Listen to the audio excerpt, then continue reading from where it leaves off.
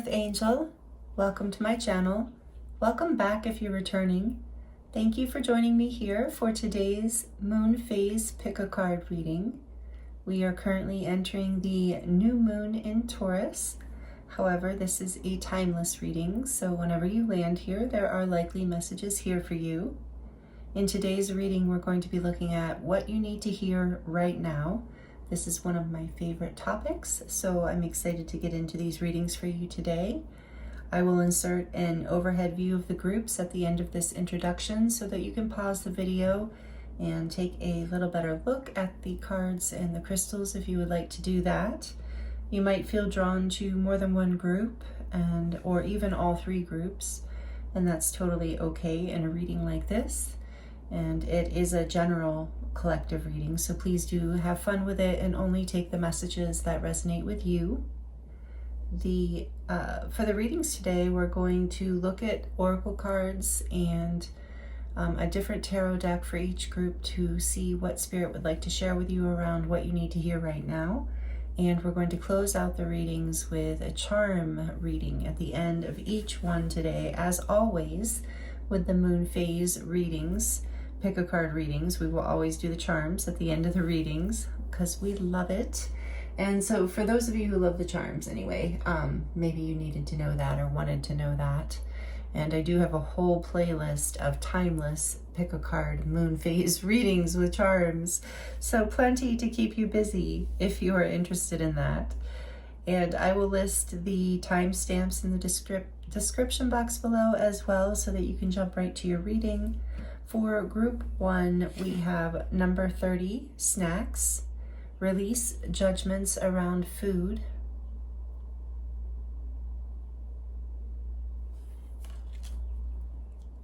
With the Lapis Lazuli.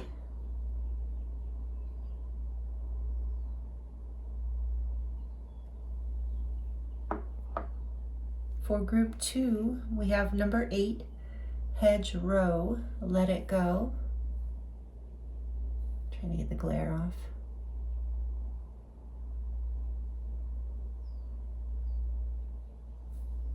With the Malachite stone.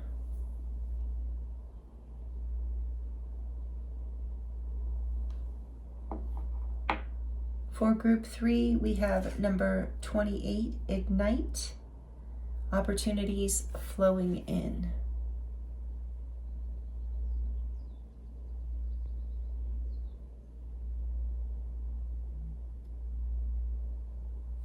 With the cream moonstone is what I believe this is.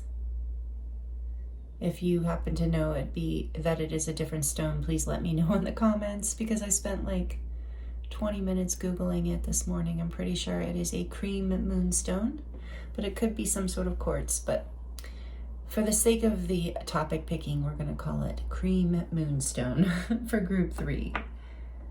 So take your time choosing a group. Timestamps are listed in the description box below. I look forward to seeing you in your reading.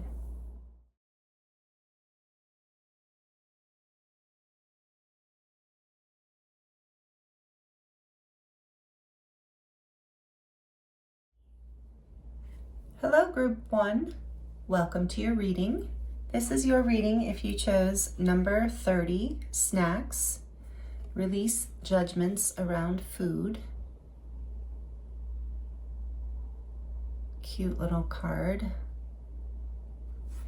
And you also chose the beautiful Lapis Lazuli stone, one of my favorites.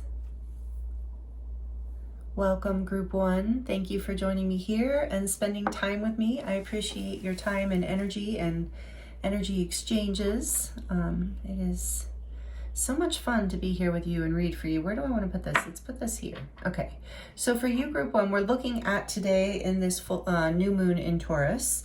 What do you need to hear right now? What would be most relevant? And whether this snacks card, maybe you were just drawn to the image or the frequency of the group and you're not really sure this message is going to resonate with you in terms of food, I am going to be open to Spirit guiding me through messages of how this relates in other ways. but this is definitely a specific, kind of a specific message for, and I am going to read from the book. This is this cute little unicorn. This is the Enchanted Unicorn Oracle. I've used it before, but I love these cards. And this, all the cards in this deck are aligned with some sort of plant. And this is the strawberry. So maybe strawberries are relevant for you in some way. Also, maybe number 3, because it's number 30. So that is a 3. And let's just start here to look at what you need to hear right now. And then we will move deeper into the rest of the reading for you.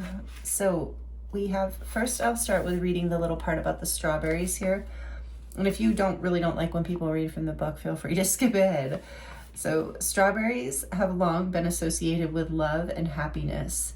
Their sweet berry heralds late spring and early summer and the start of outdoor parties, which if you're in the northern hemisphere with me, we are in late spring, early summer right now in this current time. So it's fascinating. So there is a timing to this message as well, it being relevant for now and early summer.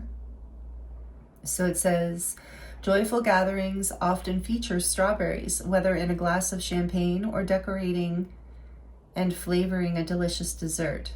On a metaphysical level, strawberries encourage us to enjoy the sweet things in life, happiness, abundance, and sensuality, which is interesting because they did make it number 30. I don't know if whoever made this deck was conscious of that, but the 3 reminds me of the Empress, the major arcana Empress in the tarot, and that is what she represents as well: happiness, abundance, sensuality, as well as many other things. But so that's here too. And this says, this card appears when you or others around you have been judgmental about food choices. Be gentle on yourself. We live in challenging times where food has been demonized. Some food is considered good and other food is deemed bad, and the types of food that are good and bad keep swapping around. For example, avocado, butter, and eggs, once considered bad for you, are now thought of as superfoods. You can be forgiven for being confused. No one food is intrinsically good or bad. Everyone has the right to eat what they want when they want to. One of the great joys of this physical existence is delighting in the variety of delicious food and drink available on this abundant earth. This unicorn appears when you have been struggling with finding the right diet and nutrition, or labeling, and that's a quote unquote right diet and nutrition, or labeling what you eat as right, wrong, creating feelings of guilt and resentment, right or wrong, and creating feelings of guilt or resentment around food. There is a lot of information available about the perfect diet, but remember, one size does not fit all. What works for one person may be damaging to another. Check in with your inner guidance. What would you love to eat or cook? This is what your body wants. Let go of the ego and allow yourself to enjoy food without attaching any labels to it. And then the little unicorn magic thing here, in case you want to screenshot it, but it's basically just says, take the time. They call this kitchen magic. It says, this unicorn encourages you to cook and eat something that you've been meaning to try for a long time, but have been putting off due to guilt, judgment, or expense. This type of kitchen magic, quote unquote, can be a very healing process and help you get back in touch with food as a source of pleasure.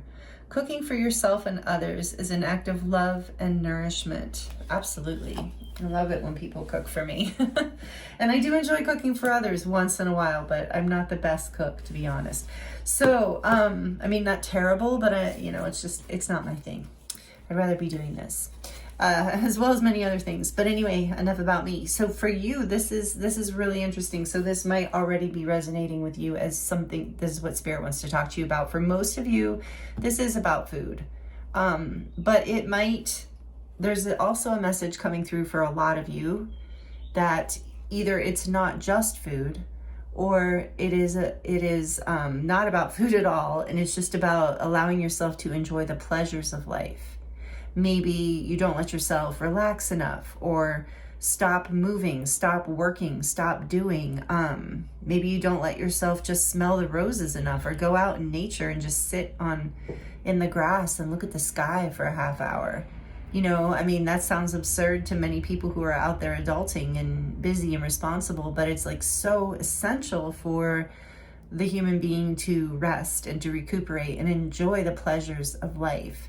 So there's something about that here, regardless of whether it has to do with food or not. But I do think a lot of you might have been drawn to it. You know, this food message is resonating. So let me know if you would like to in the comments. I do enjoy connecting with you so much there. Let's look into, are we going to do this first, Spirit? Let's get just a few of the tarot, then we'll do the oracle, and then we'll do more tarot. I don't know, that's what they're showing me today.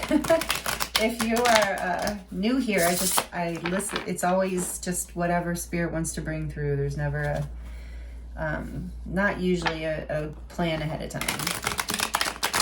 So for your group, it's really interesting, group one, because I was drawn to use the Tarot of the Owls. So maybe you do feel connected to owls in some way as well. But the owls remind me of the High Priestess, and they're like intuition, deep inner wisdom, being able to access our own knowing and our own deep wisdom. So I feel like there's already a message here, just intuitively, before I even get into any cards. There's a message here around intuitive eating. This is just my opinion. I'm not a doctor, you know, I don't have any kind of authority here, just a reader, just an opinion.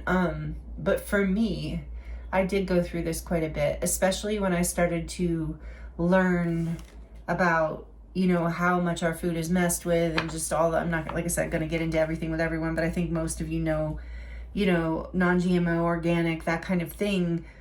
And just all the things about food that we all know about. And when I first learned all this, it was heartbreaking. It was literally a paradigm shift, and it was difficult.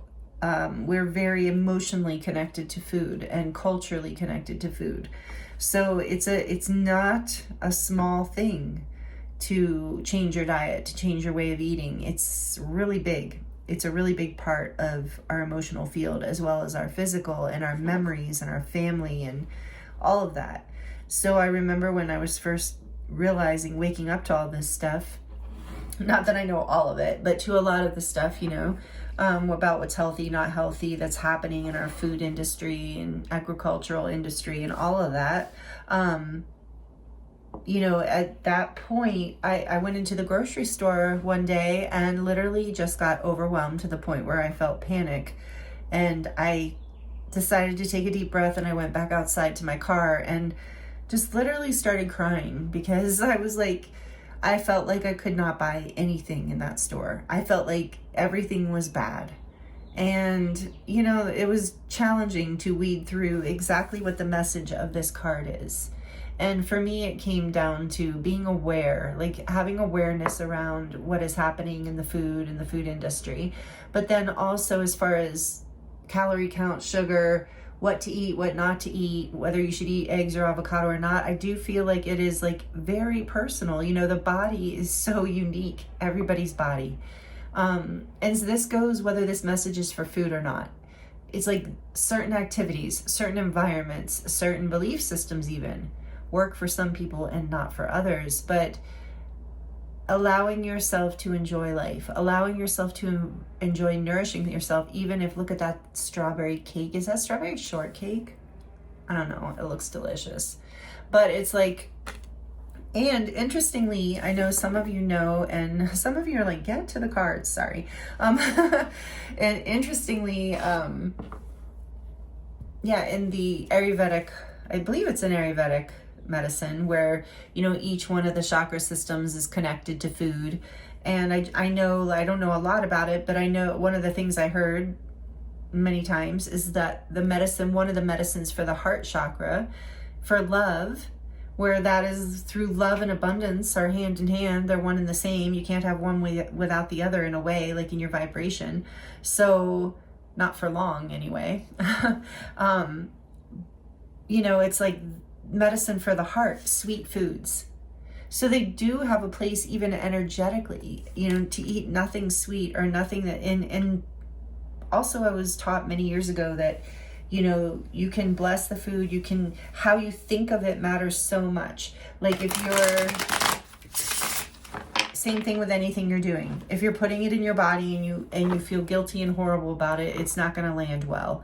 So like if you're indulging in a yummy piece of cake, you might as well just deem it good for you. Know that you're feeding your heart chakra. Know that you know, yes, if you're having it every meal, if you're constantly, you know, if you're way overweight and all these things are happening, then obviously you're going to want to, obviously you're going to want to temper it, you know. You might wonder what I'm doing. Well, all right, it's meant to be for you, group one. We're going to get into the tarot. I just did the deck, half the deck in reverse, which I almost never do. Well, I never do. So for whatever reason, you're meant to have some reversals here today. So anyway, those are what I'm getting, the intuitive messages around your first impression of your first card here. What else does group, what do they need to hear right now, please, Spirit? So intuitive eating, going back to that with the owl, following your intuition, just not overdo, moderation and following your intuition, not overdoing any one thing and also just really enjoying being alive in a human body. We have the Ace of Wands, look, the life force, excitement, spirit. That's funny, it's like this. Yeah, enjoy life, be lit. Don't restrict yourself from pleasure. But okay, that's one of the things I'm getting from that. We're gonna see what else though.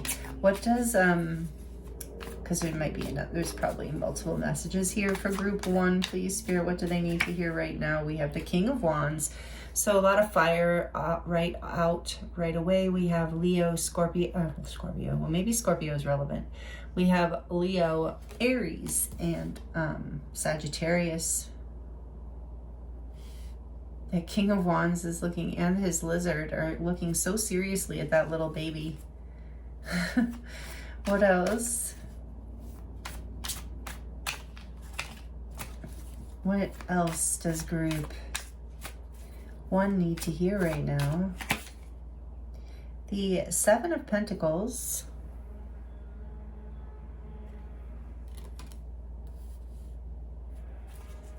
What else? What else?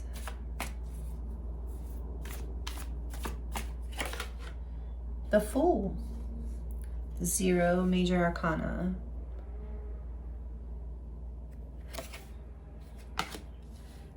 The Fool. Well, there's something about a new beginning here for sure. On the back of the deck, we have the Knight of Swords. That's cute. Coming in for a landing. Fast and Furious. Speaking of Fast and Furious. Oh, it's not the 8, it's a 7. 7 of Wands behind that.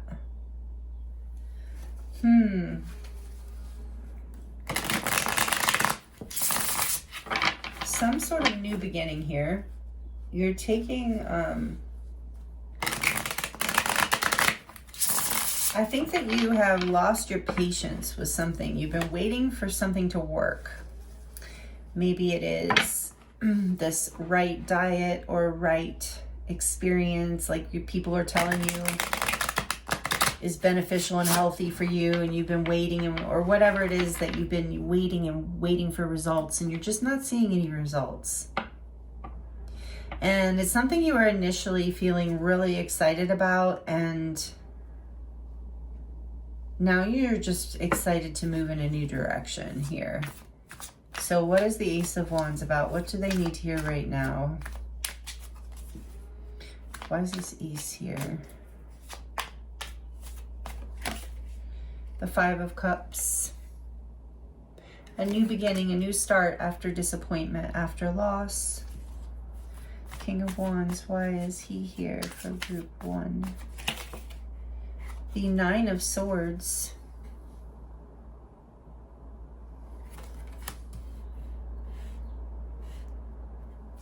Why is the 7 of Pentacles here? Justice, number 11, major arcana for Libra.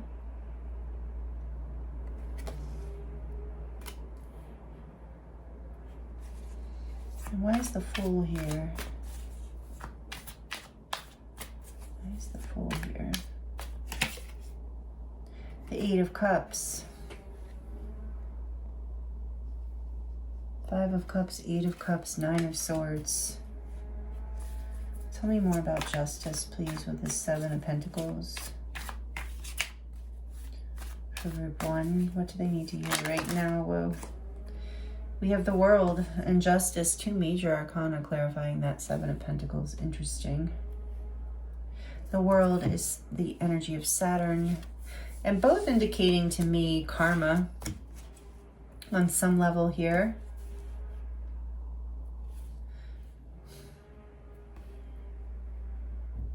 So this might be about someone who has a King of Wands kind of energy. It doesn't have to be a man, but it could be someone carrying a masculine energy, or this energy of being very like in a very strong leadership position, very outgoing, very confident, creative. And that might be you. Or it's about, so take that as it resonates if that kind of person is relevant in your story here at all. If not, there's a closing here of a karmic cycle. I feel like there maybe was, with this snacks card here too, maybe a lot of false starts on whatever it is that you considered the sweetness or the abundance of life. It doesn't have to be about food. For some of you, maybe it has been a journey with diet. I know for some people this can be a very painful, difficult journey here with this Seven of Pentacles. I know, like, trying many things, or maybe even maybe it's not about weight loss. Maybe it's about food feeling good. You know, a lot of people have food sensitivities and food allergies, and it can be really hard to you know, feel like you can enjoy life or social gatherings and things like that.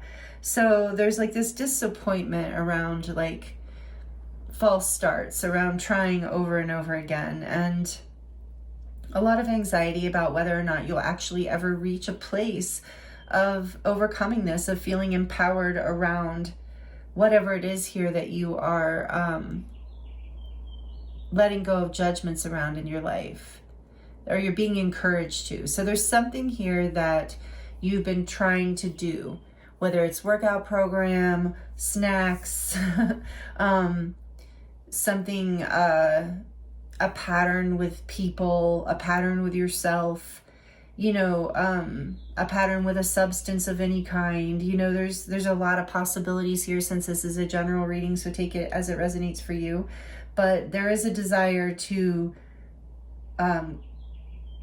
create a new beginning here. There is a leap of faith. There is a moving away from what has been heavy, what has been not serving you. You're finally catching this cycle here. It's been a karmic cycle that has brought you a lot of anxiety, a lot of disappointment, a lot of pain in certain ways, and became something that was really not fulfilling. It was like going round and round with the world. It was like you were just repeating this cycle. And so this is coming into balance. This is, you're finally letting go or completing a cycle around this. Like, you've discovered that you can chart your own path with the Fool here. Like, this energy takes a leap of faith, doesn't need to know all the details.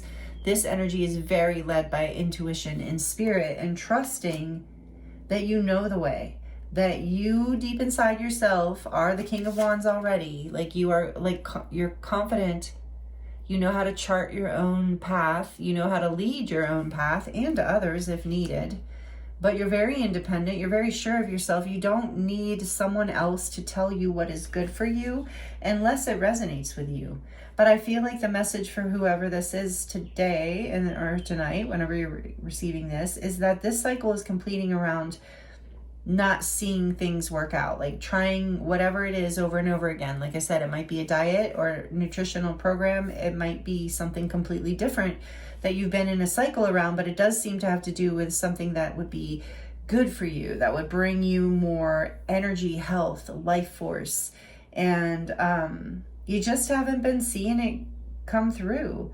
There's been a lot of fear, a lot of disappointment. Maybe some of you have even invested time, energy, money. So you're ready to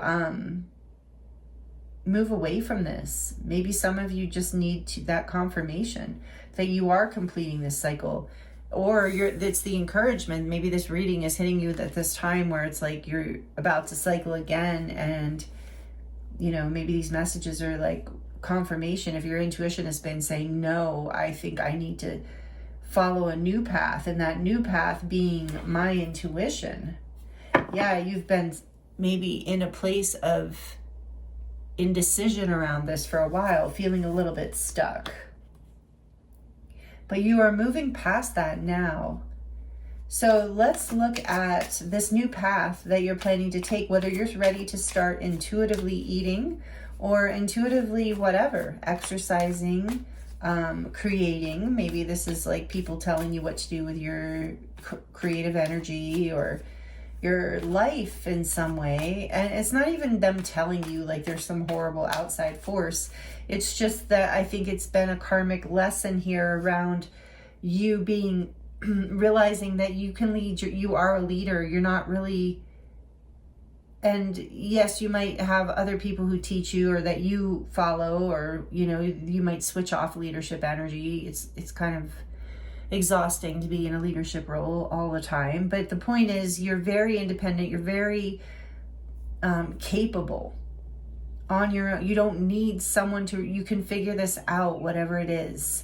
You have and the King of Wands is also very intuitive, very connected to spirit, the Wands.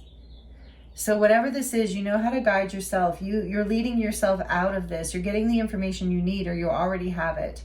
And you're moving away from, with the Eight of Cups clarifying the Fool, you're ready to take a whole new path. So let's look at what that new path looks like for you a little bit. If we can get a little glimpse of the new path for group 1. The Page of Pentacles, exactly. Look at him, he's so cute. Yeah, you are charting a new path. You're ready to plant a new seed, to take an opportunity to go in a new direction. You've learned something that you're ready to move forward with. And you're going to feel like a bit of a beginner in this, whatever it is, whatever you're being. Because again, with the world completing a cycle, I was saying Capricorn, Saturn, but the world represents the fixed signs. So Leo, Scorpio, Aquarius, and Taurus. I love, by the way, this is my new home for those of you who are new. I just moved. And I love that I have the songbirds again. You can hear them the whole time. It's so great. And okay, we're not going to get into that right now. I was going to tell you. Okay, well, as I set up this reading, I was so frustrated because I love that you can hear the beautiful songbirds, but when I first started, my neighbors had their air condition running, and the camera is right by the window, so it was just so annoying. It was like this. So hopefully they went out, or it's not even that hot today. So hopefully they went out or something, and they're not coming, going to be coming back till I'm done recording, because oh my goodness, or they're at least not going to turn on their AC. So, things that you gotta adjust to. I think it's a bit okay. There's those reversals.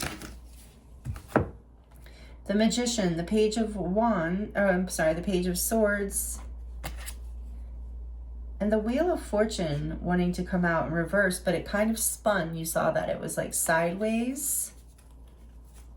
So we're gonna put these back, but there is this side message of you are manifesting this, whatever this new path is. But it is you are the Magician here, manifesting with the full energy too.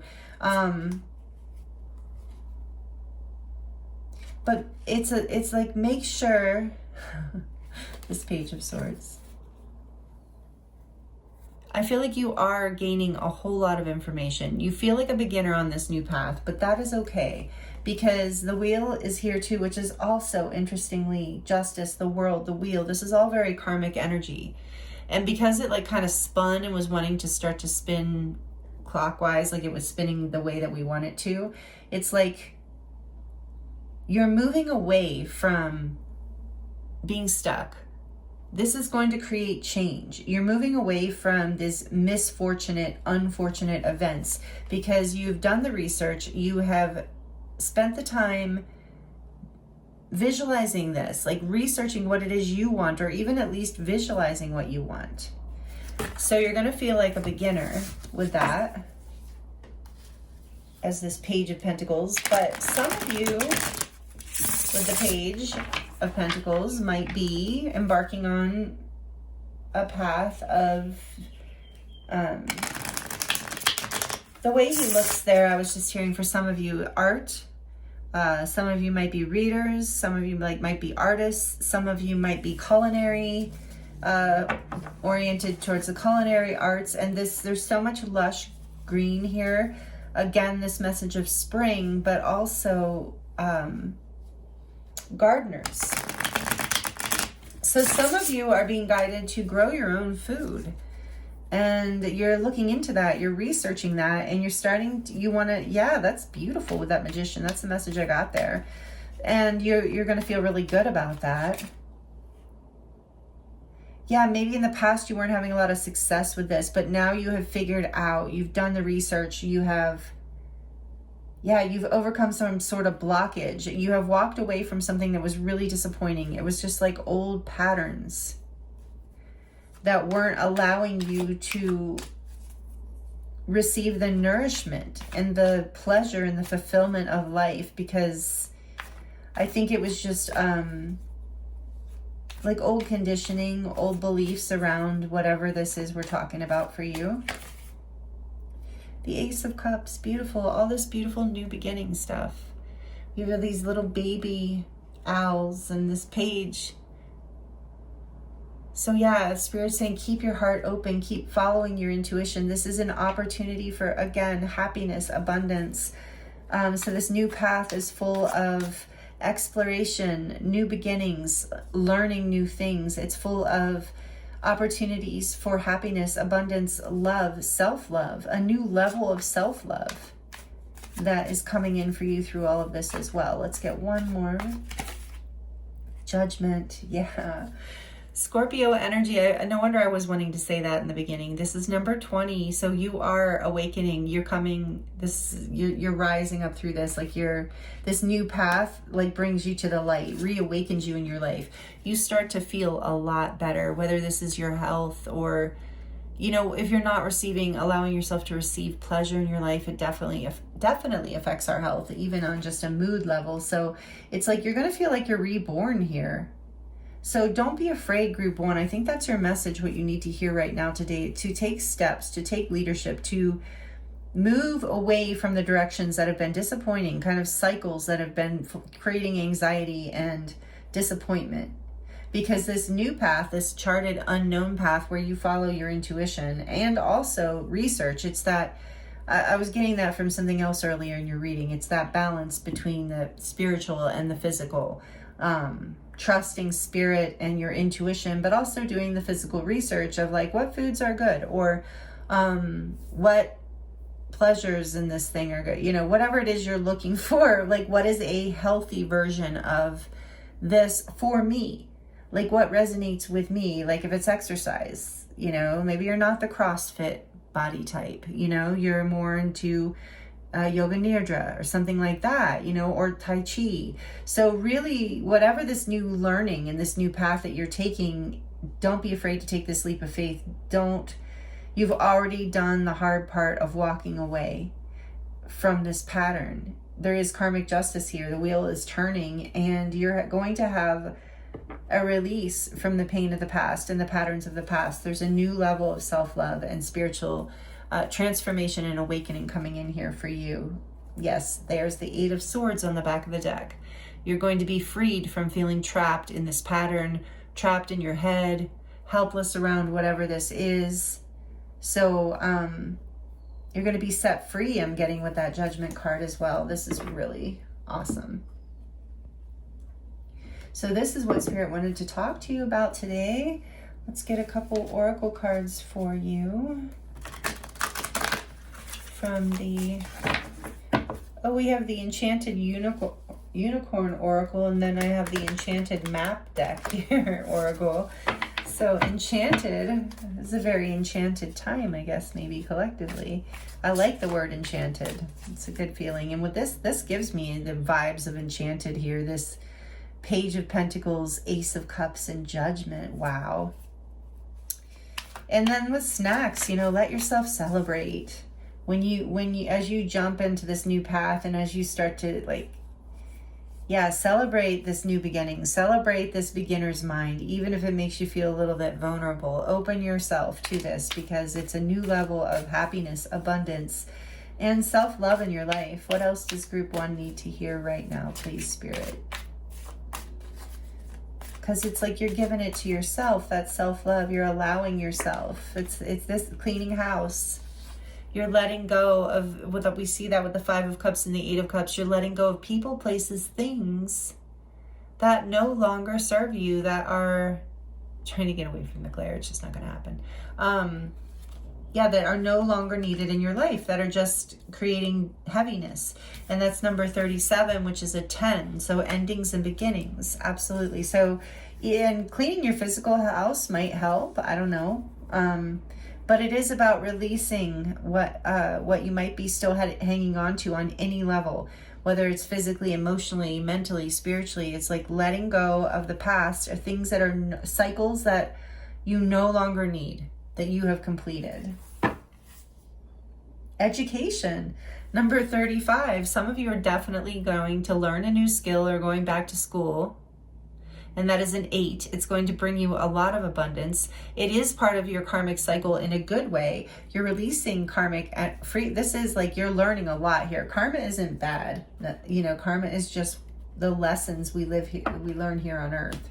So I did see a strong Saturn energy here, and yes, you're learning how to balance this. But there is education here coming in. It's like life education, but also you're learning something new, and it's finally going to bring you the results you're looking for. It's going to feel like, where have you been all my life? But you have to release these past timeline, and you are. So you're being encouraged to do this too in this reading. Let's get one more, please, Spirit, for Group 1. What do they need to hear from this deck? Whoa. Before we go into the charms for you. We got 2 here. Sacred Realm, number 33. 3s are big for you, Group 1. 333 is in here in your reading, since 3 is crowning your reading with number 30. And then we're closing out the card part with number 33. Beautiful. So it says, Sacred Realm, enter your sacred space to tune into the portal of your heart. Somewhere that feels safe and peaceful for you to connect into solitude. So this is, like I said, for some of you, what you're giving yourself is more time in the sacred realm of you.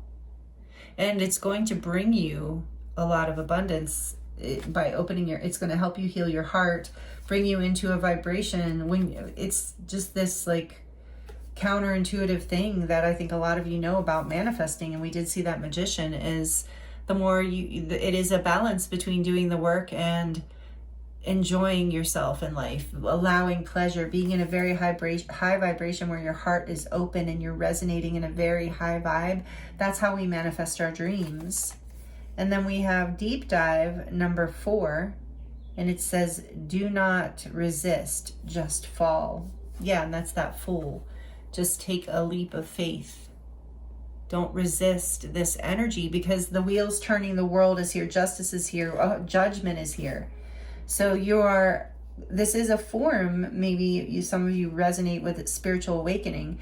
And with these 5 of Cups, 9 of Swords, 8 of Cups, and we did see the 8 of Swords as well, energies, you know, maybe some of you were going through even what you would have considered a dark night of the soul, but you're now ready to take a new timeline, a new chapter, a new path here.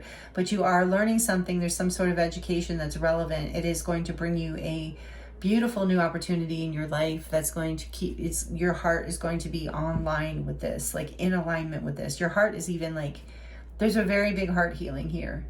Self-love is huge here, and a release of fear and regret and pain and loss and a lack of fulfillment, a lack of results, a lack of success in a lot of ways. But with number 4 here, you're building stability through this with the deep dive, number 4, and it's 3-4. There's a progression happening. You're building stability through this whole process of awakening.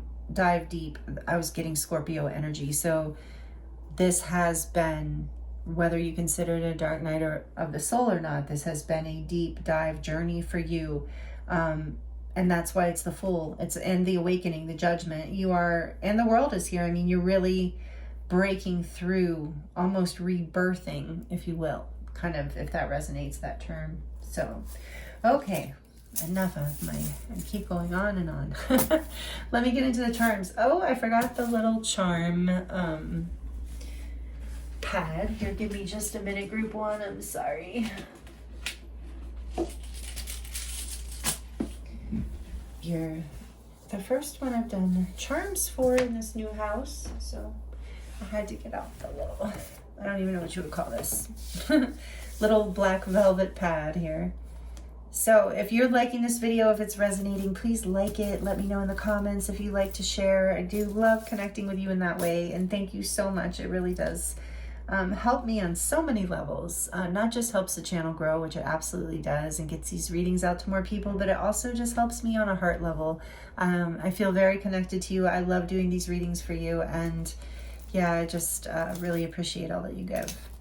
So we're going to dive into the charms. I'm doing something a little different today. I'm just going to use the bag. Thought maybe it might be a little quieter. And yeah, just to change it up a bit. So you might want to turn the volume down if you're sensitive to noise, just in case. But for group 1, please, Spirit, what do they need to hear right now?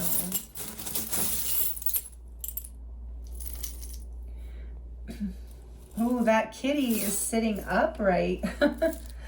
That abundance kitty, there's a lot of abundance coming in for you after a time of a lot of waiting and anxiety, and it's all because your learning is like you weren't allowing yourself to enjoy pleasures in life, which do represent abundance. And so if you're not letting the flow come in, it can't find you, right? It's like that kind of energy, and this is something you're learning. You have the High Priestess here and this little charm that I don't even remember where I got that. I think it came with an Etsy gift, but you know, the High Priestess energy is here. That's Pisces, Cancerian, deeply intuitive, at least for me. I consider her that. In the tarot, I think she's sometimes considered Virgo also, but it is this like energy of that deep knowing that we started with, and you understanding how to connect to your own abundance and receiving health, wealth, happiness, all those things by learning how to receive, learning how to put yourself in with people, places, and things that give back to you. Fuel your energy rather than take it away. And here I'm seeing the Lovers. Gemini energy in the baby tarot. And you also got the Fool again, twice. With the Lovers here, this is a choice for your soul, for your heart, for your life. The Lovers can be about choosing soul purpose and soul alignment. And look, you have the Fool again. So you're being strongly encouraged to take this leap of faith in a new direction.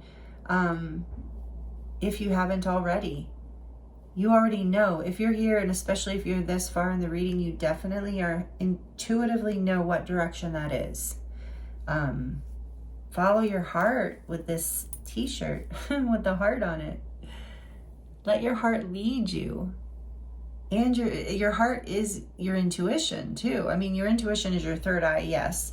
But it's not, it needs the heart to ground it in certain ways, to bring it through your intuition through in a way that is in alignment with creating this like frequency of love in your life, where you're following your pleasure, you're following your love, and love is abundance. Like I said, the two go hand in hand. Maybe you have recovered from heartbreak or a blockage in your heart, in the sense of like shutting your heart down, not feeling open, restricting yourself, not loving yourself enough to give yourself pleasure. Forgetting that the beauty and abundance of life does come from celebrating the body and the pleasures of the body in a healthy way, in moderation. And then we have this, why am I drawing a blank? Oh my goodness. Pineapple here. So for some of you, that might just be like, hey, that's one of those foods that I feel really drawn to, that I love to eat. Or one of those where you're like, oh no, that's one that I was supposed to eat and I can't stand it. So for some of you, that message is here. Others, it represents to me also friendship.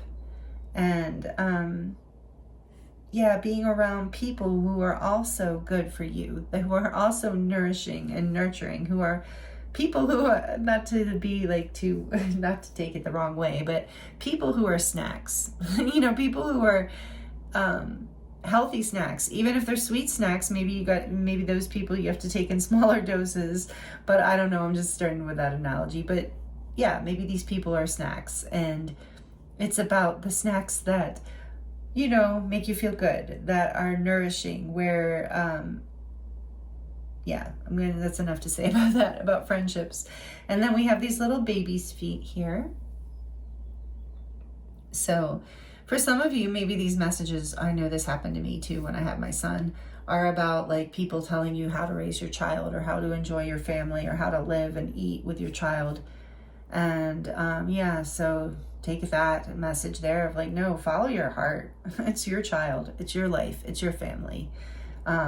You know, as long as you're in balance, which you are, I feel that here. It's not like anyone's making a very unhealthy decision. There's so much consciousness here. How could you? And then it's also about your inner child with the baby's feet. I don't want to miss that. That a lot of you, you're healing some sort of something from your childhood around food or pleasure, or what you deserve or don't deserve. And then we have this beautiful flower with a diamond in the middle. It is four petals. So there's something about stability and abundance, but it is pink for the heart chakra. Once again, is blooming, is growing, is coming. There's a stability coming in with this love. And you also have the elephant here, which is to me a symbol of good luck and abundance, and deep knowing again, and friendship and connections. Family even, so that's there as well. And then we have the turtle, which to me, I'm feeling with the turtle right now is a symbol of the world again, of Mother Earth, of being connected to your body in a way that is very natural and intuitive, knowing your body as you know that, or as part of the earth. And, you know, because sometimes they're like, I don't know, this again, I'm not an expert or even remotely in terms of nutrition. But personally, when I hear about diets and nutritional plans that don't include, that are like, oh, you can't eat fruits, like pineapple, you know, or you can't eat fruits, or you can't eat cheese. I mean, yes, if you have an allergy or something, I get it, or a sensitivity, but you can't eat fruit. Like, okay, I get maybe in certain moments, or not in certain combinations with other food, or not all the time, but you know, that's from Gaia, that's from spirit, universe, the earth, the medicine of the earth, you know, that's my opinion. So there's something here about also like embodiment, like I said, the earth, your body, trusting your body to know just because it isn't good for someone else. Like strawberries is the key thing here with the snacks. Some people are allergic to strawberries or have a reaction, like break out. So, you know, it's not good for everybody, but it might be good for you. And it's like, here's a heart-shaped key with little wings on it. It's like you have found, you are releasing your heart in some way. You're freeing your heart in some way through this whole experience. Spirit wants you to know. And oh, perfect. There's a little bee here, because I always think of Colette Baron Reid's Animal Spirit deck with the bee, of the sweetness of life. Enjoy, well, oh no, it's not that. She says sweet results await. So maybe that's part of that too. And we do see that here, sweet results are coming. But when I think of the bee, I also think of like the sweetness of life and how that represents abundance, because the honey is rich and abundant and nourishing. So enjoying, again, honey, the sweet, maybe that's one of the foods that you didn't allow yourself to eat. I don't know. For some of you that might resonate, I don't know. Then there's a little string here, which I don't know how these ended up in here kind of randomly. But I'm seeing that as like strings, you know, string ties, karmic ties that you're releasing yourself from. And we see that here. And you're going to shine brighter through this. You're going to glow up. You're going to feel and look brighter, more vibrant, more alive, more beautiful, because you're following your intuition and your body knows best. With the moon here, with the new moon even, again, we're getting relevant timing that this is happening now for you. These messages are very current for you, but you are very intuitive with that moon. And there's a cross here. So some of you might resonate with being connected to Christianity, and maybe that's where, for some of you, maybe that's where some of this is coming from, like you're not allowing yourself certain pleasures due to religion. It doesn't have to be Christianity, but that just came up in my mind. So that might be something that came through. There's also the message here of, you know, not sacrificing what you love in your life, because, you know, yes, you may or may not believe in reincarnation, but regardless, you have one life in this body. So it's about like living your life, enjoying it. Like, okay, so you might not be, you know, if you don't restrict certain foods, you might be, I don't know, some people get really militant with themselves. Like you might be 10 pounds heavier than you want to be, or you might get just like a slight little pooch going on in your belly if you don't restrict sugar completely, or if you don't restrict whatever completely, cheese, or I don't know why I'm getting cheese. Somebody really likes cheese. But you know, do you want to live? Like, is it worth it? Like for me, a little, you know, it can be like, I would rather have like that pleasure in life, like one time in this body. So take that as it resonates. I'm not trying to preach to you, you know, do what you want to do, what feels worth it to you. And then we have, what is this? The zebra. Oh, and I'm getting a message from this is like black and white, you know, nothing has to be black and white. Like this is bad and this is good, especially when it comes to food and nourishment or pleasure. It's like sometimes maybe it's not good. You know, there's times when certain things are good and times when are good in the terms of healthy, or you know, will land in a beautiful resonance in your life. Like, oh, now is the time for me to have a glass of wine. You know, not at 6:30 in the morning right before I go to work. Most likely. I don't know. I'm just throwing stuff out there. But Saturday evening when I'm celebrating with friends at dinner, you know, or whatever. So I'm throwing out some healthy examples of that. But regardless of how you're choosing to do what you choose to do, the point is that you're learning to give yourself more of a break and enjoy life more, enjoy your body and your experience here on the planet more. And it is a spiritual awakening. It is some sort of awakening in your life, and it is going to lead you into, you know, a heart opening, a feeling of more love, more connection, and getting off of whatever cycle that you've been on that has not been, that's been heartbreaking for you. It has not been fulfilling in a lot of ways. And particularly in terms of self-loving and being self-loving is what I'm hearing.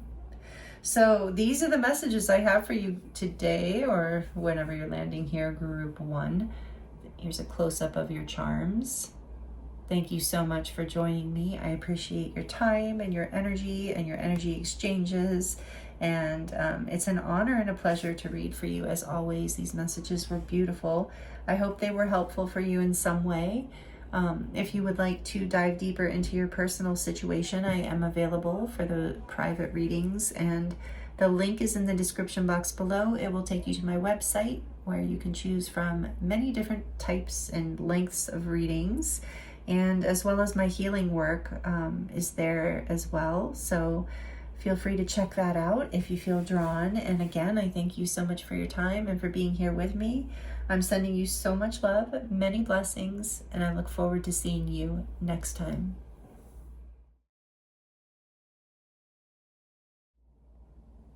Hello, group 2. Welcome to your reading. This is your reading if you chose. Card number 8, Hedgerow, Let It Go.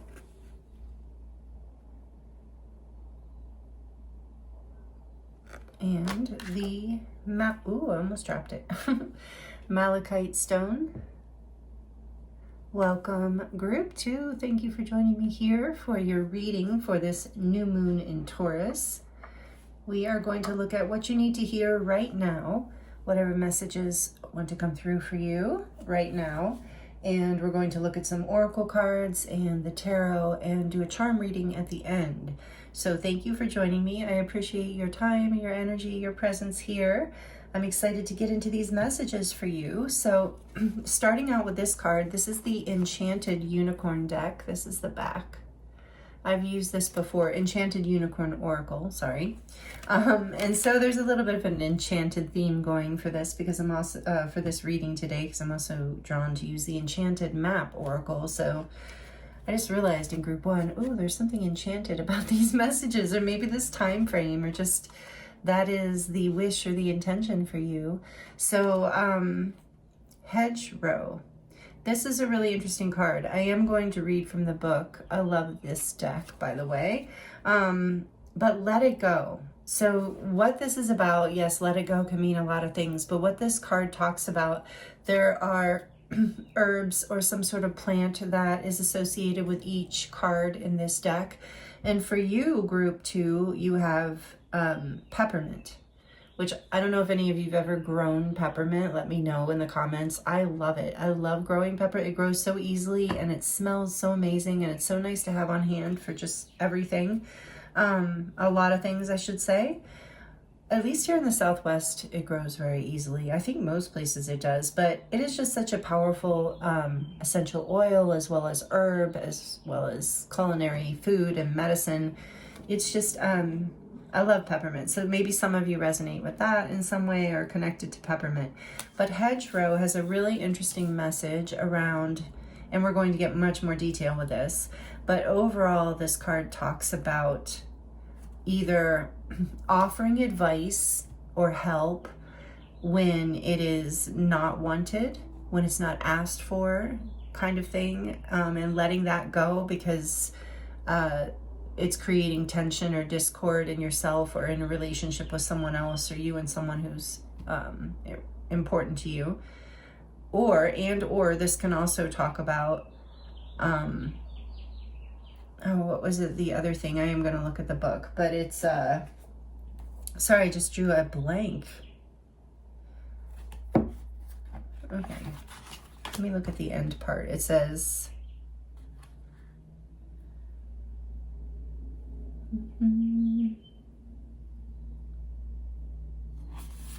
well, let me just read the card to you and then we'll get into it, okay?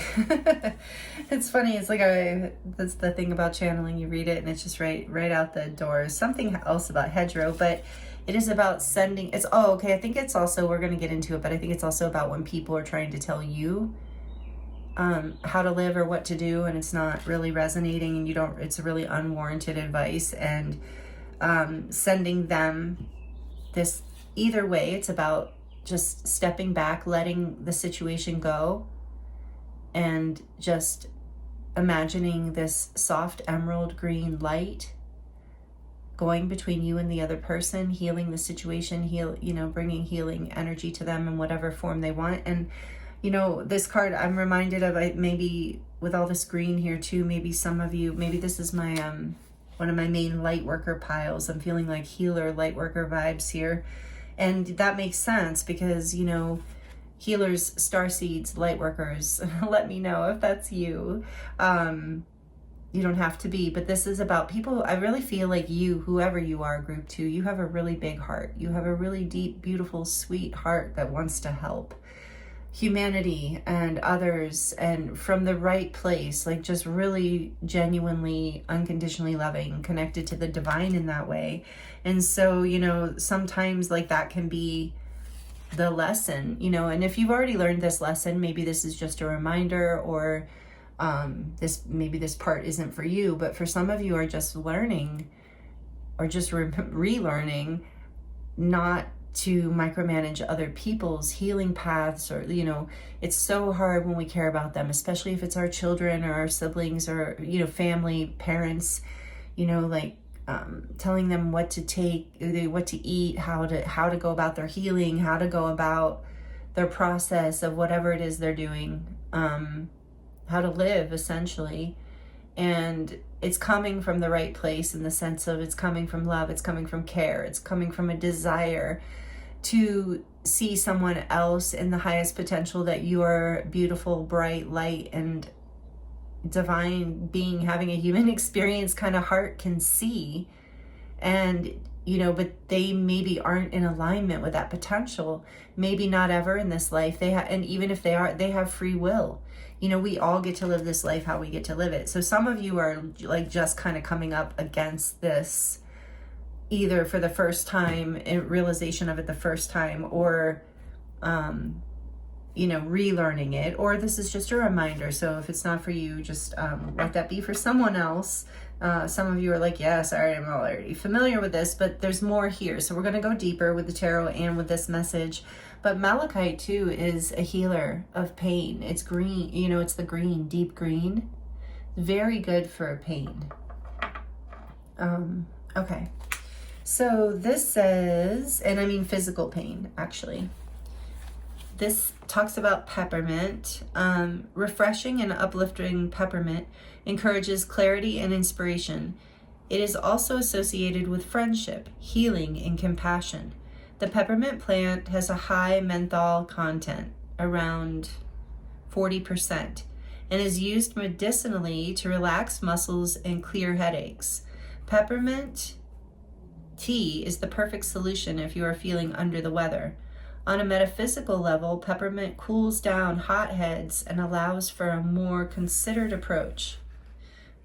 So the message here, the divination message is, it's wonderful to care for others and only take what resonates, by the way, because like I said, this is has multi-dimensional messages here for you of what you need to hear right now. So just, I feel like maybe a lot of people are choosing this group. There's a few different messages, so hang with it if it doesn't all resonate right now. We're going to go deeper. And I'm going to bring up all the different energies I'm feeling in the different collective streams. So it's wonderful to care for others and want what is best for them. And it's tempting to want to help others when we can see a better way. But unless people specifically ask for your assistance, mind your own business. We are all given a body to experience life on earth, and every person gets to choose what they do with their own bodies and lives. As hard as it can be to sit back and say nothing, unless you have a child that's under 18, by the way, side note. But even then, giving your children respect, like you have to override their decisions sometimes, obviously, because they're children. But anyway, side note here. As hard as it can be to sit back and say nothing, this card appears when you want to interfere and really shouldn't. The hedgerow unicorn gently reminds us that wild things grow at their own pace and in their own time. You may be itching to offer advice, thinking you know what is best for someone, but only they can make that decision. If you do want to help, send a friend or family member some gentle emerald-colored healing light for them to use in any way that's needed. By the same token, so here's the other piece. Perhaps someone wants you to get involved. That's what it was. Someone wants you to get involved in a situation that just isn't your problem. So this could be someone asking you to heal them, save them, overgive, overdo, or just get involved in a situation that isn't, it's just out of your lane, it's not your business, or you feel like it's not. So one that you are not responsible for. Imagine being protected by the emerald light as it becomes a beautiful energy boundary through which only good can filter. In this case, we are reminded to live and let live. So that's the main message of this card. But yeah, and if people are trying to rope you in, let that energy go. Don't let them put this beautiful boundary there. And also don't, remind yourself that you're not responsible for that, if that's how that feels, if that's how this message is landing for you, resonating. So this is what you need to hear right now. It's how we're starting off your reading, group 2. Number 8, by the way, is a number of abundance and strength. When I think of the major arcana, number 8, but it is also a number of as above, so below, karma, the flow of life, the infinite flow of abundance in life, and tapping into that. Being able to tap into that. trusting that flow, you know, so you can let it go because you can trust that there's a bigger plan. Easier said than done sometimes, I know. So let's see what else Spirit wants to share with you. We're going to use the Radiant Tarot for you in your reading today. Did I tell you we're going to do charms at the end? I don't remember. If I didn't, we are. If I did, I'm just repeating it. Obviously, I'm a little excited about the charms. So the Radiant Tarot with the Sun. So yeah, your happiness is, you're going to feel a lot better if you can let go of feeling responsible for things that, you know, are beyond your control, essentially. So what else does group 2 need to hear right now? I think for empaths, light workers who are empaths, sometimes it can be tempting, really tempting to try to help people, especially because we literally, I'm including myself in this obviously, we literally can feel their discord or discomfort or pain or whatever. So it's like, we want to help them fix it because we're uncomfortable. Fix it as if there's something wrong. This is something I've had to really work with and examine in my own healing work and in my own personal life of like, you know, of course, removing myself from situations where I'm just not comfortable, but overall reminding myself that that is, you know, where they're at, and that I don't have to take that energy on. And if I am going to help them, it's not going to be helpful for me to take that energy on anyway, although that's a side note because there can be some alchemizing or whatever, but essentially just, you know, and then there is that message I know from friends who've gone through the healing process of, or in part of AA, the organization of AA. I know you know what I'm talking about.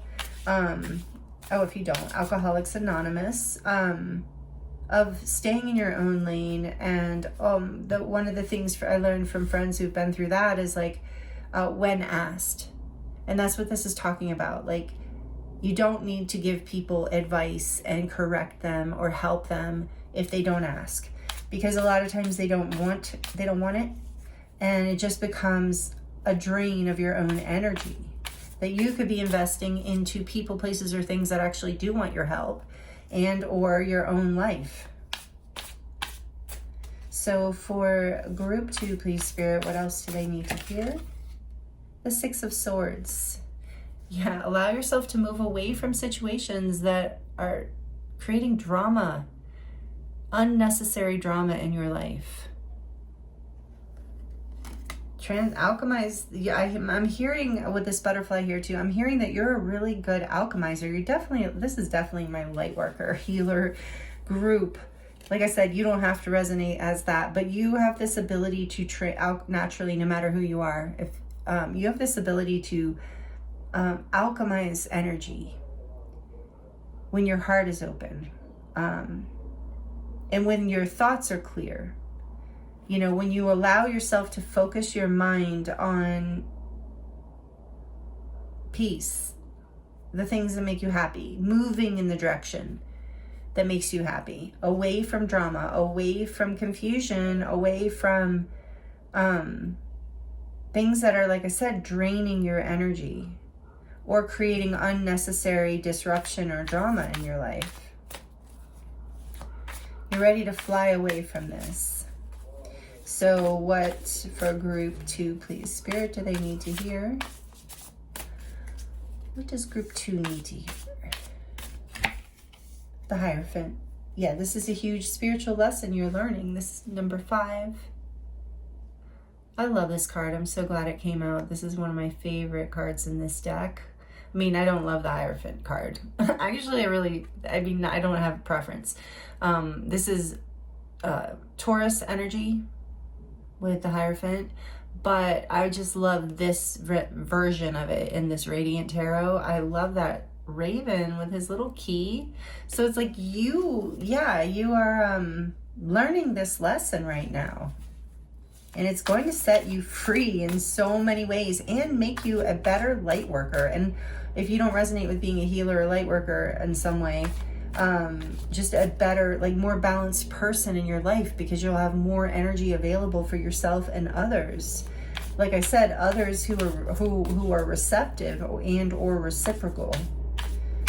Huge spiritual lesson here. I do feel like some of you are carrying this position of spiritual teacher, spiritual healer with a Hierophant too. And the Four of Wands. Beautiful. I'm hearing you learning how to bring all that, this part of this key is you bring all of that beautiful energy back into your own life, into your own home, into your own experience of life, because then you're blooming. It's like this is almost like you found the key in some ways. The spiritual lesson, what you need to hear right now is you learning this lesson. Like you're likely resonating with this if you're here at this point, is bringing you back home to yourself. It's opening up a portal of your heart opening and blooming, like feeling more available for like positive connections, for building foundations that are really beautiful and can really grow and bloom in a really, really beautiful way. So it's like you've learned this spiritual lesson of like pouring the energy back into your own house. Whoa. The Hermit, as I say, back into your own house. Another major arcana, Virgo. And I almost said Virgo with the Hierophant. That's interesting. Number 9 with the Hermit. Yeah, you're pulling all your energy. You're bringing peace back to your own home. You're opening up a new portal here. What is on the back of the deck? The 9 of Wands.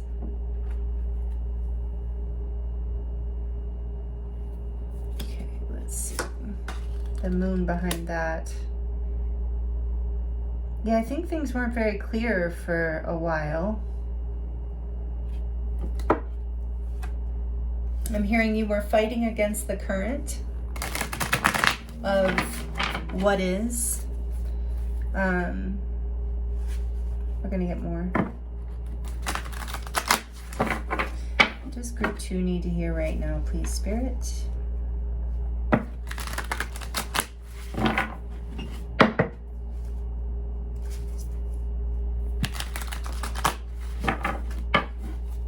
Six of Swords, why is it here?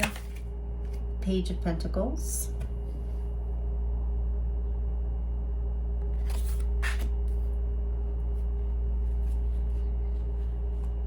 Why is the Hierophant here?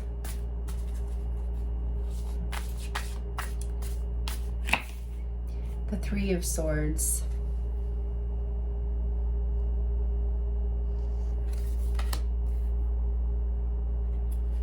Why is the Four of Wands here?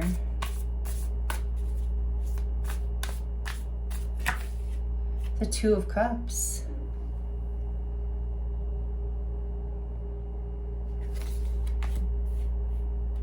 Beautiful.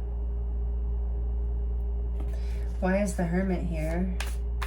So much peace coming in. You've learned a valuable lesson. What is the Hermit here? Tell us more about this Hermit, please.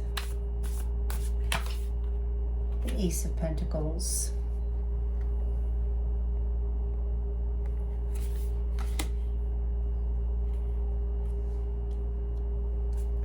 Back of the deck, we have the Knight of Swords.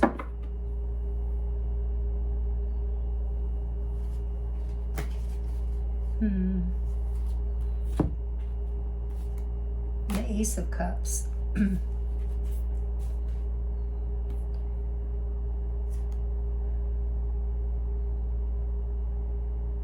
So I do feel like whatever this was for you,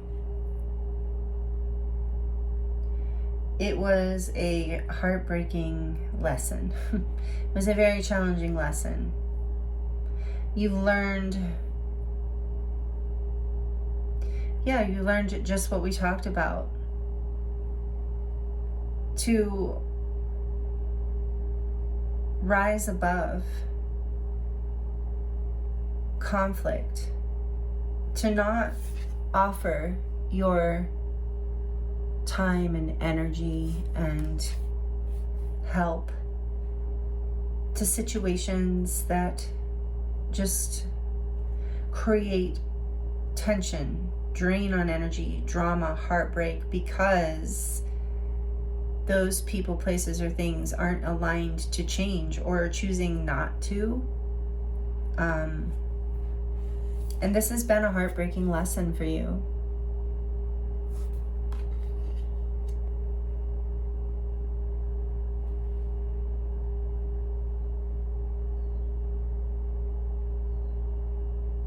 I feel like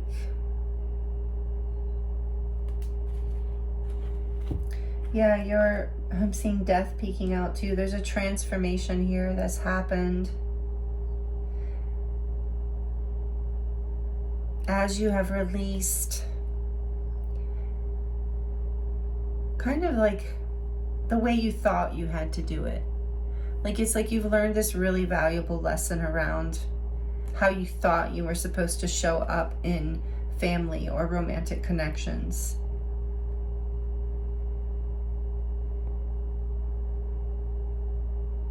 And it's like you've taken the time, or you're being guided to take the time. If you're wondering,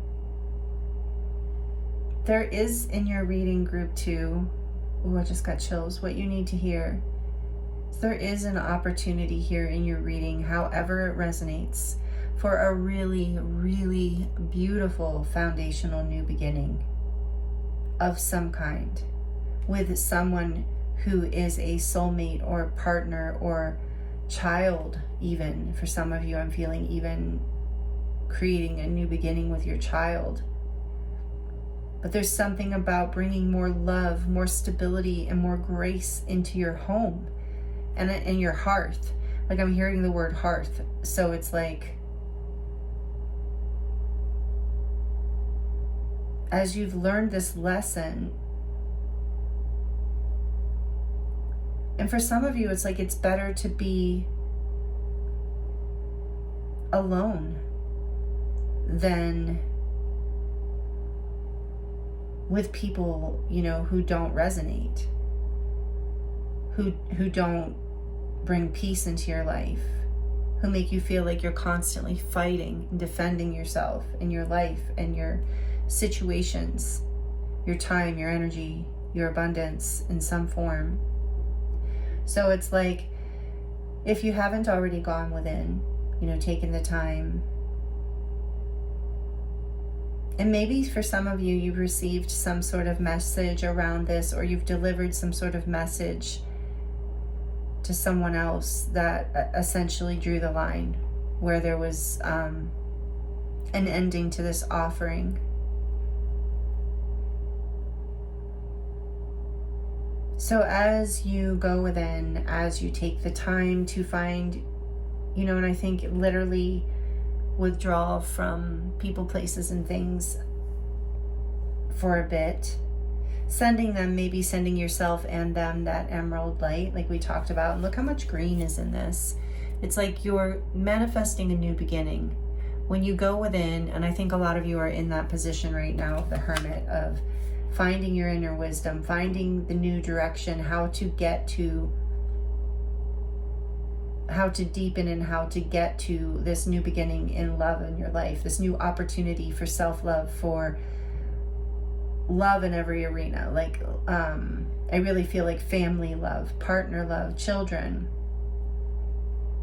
The blessing of this new beginning comes with the heartbreak of releasing even the lessons of the past and opportunities of the past that actually weren't bringing you peace. They were making you feel wise and authoritative and, you know, like, oh, I'm here, I know, you know, I know what to do, I know how to handle this. But it was heartbreaking, like, because it wasn't in alignment with what it is you're looking for in your life, which I keep getting is peace. Like, there's all these doves. And the Six of Swords, I always hear, the first thing I hear with it is moving to calmer waters, finding finding your peace, defending your peace even here with the Nine of Wands. And then Knight of Swords, maybe even having to speak some harsh truths in order to move forward. Then it's been, like I said, a heartbreaking lesson. For some of you, this heartbreaking lesson has been within a family unit or with a spouse. And there's separation here in order to contemplate a new beginning in love, a new foundational beginning with the, the Ace of Pentacles building into the 10, which is the legacy, the full foundation, the full abundance, the family, the savings, the children, the grandchildren, the pets, I don't know. I mean, that's just stereotypical. It doesn't have to be that. It could be a very flourishing business. It could be a lot of things it's that flourishing physical realm. So you're being guided to take the time that you need in contemplation.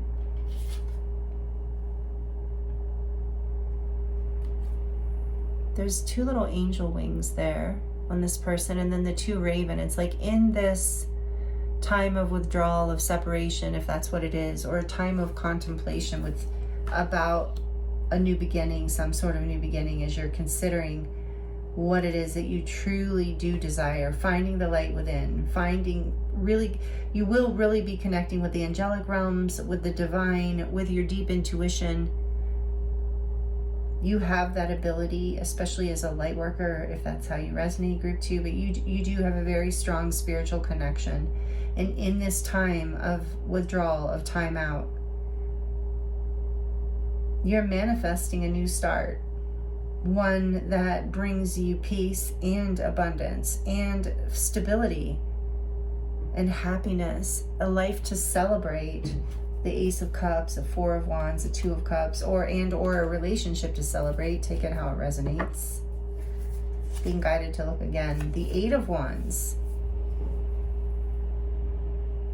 This is coming in fast, I'm hearing. I just got chills. So yeah, with that Knight of Swords too, this is all going to be moving very quickly, is the other message I think you need to hear right now. Because it might have been a little slower moving in the past. Maybe it took you a long time to figure out, to learn this lesson. And unfortunately, heartbreak, but you are literally, like with these angel wings and the ravens too, like ascending here. There's some sort of download coming in, even I'm feeling like a blessing, a gift, an opportunity for opening up a frequency of more love in your life.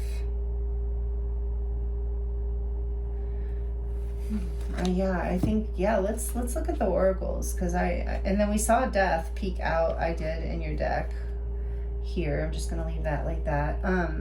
So Scorpio energy, number 13, there is transformation happening right now in this hermit mode, in this time of taking some time out to heal.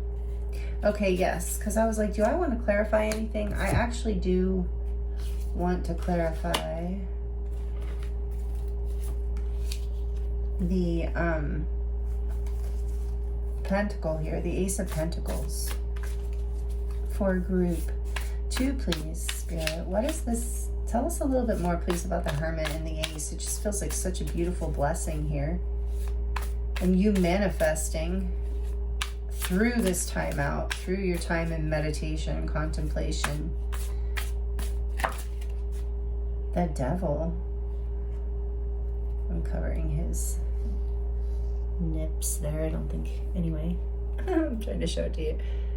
Yeah, the Devil, number 15, Capricorn energy.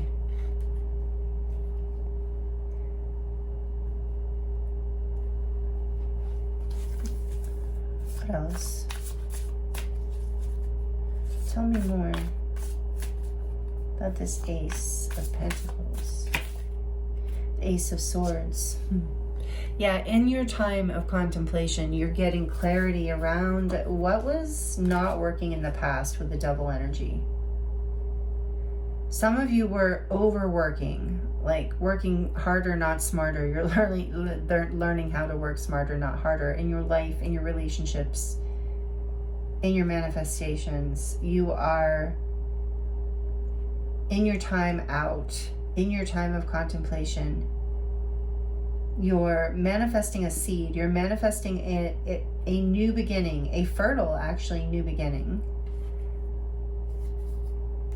that is in this very beautiful energy of the Ace of Cups, Two of Cups, Four of Wands. It's like you're releasing anything toxic from the past with the Devil here. Anything that made you feel trapped, restricted, limited, that didn't feel good or fair or healthy. You're seeing the truth of this, and because in this Hermit energy, this time out, so I feel strongly one of the things you need to hear is this time that you need to take away from this situation or person or whatever this is very healing for you, and it will help you gain clarity around exactly what it is that was holding you back, the energy that was not creating the prosperous, healthy, beautiful life and new beginning path that you basically have been wanting, have been hanging in there for, have been trying to manifest. So this has been like a karmic lesson in a lot of ways too, like I said, with the Hierophant here too, of like you've learned, you've ascended through this, and it's creating a beautiful timeline of abundance, loving, what do I want to say, like growth producing type relationships that are reciprocal and abundant, and places, people, places and things, a life where you feel at home, where you feel accepted, where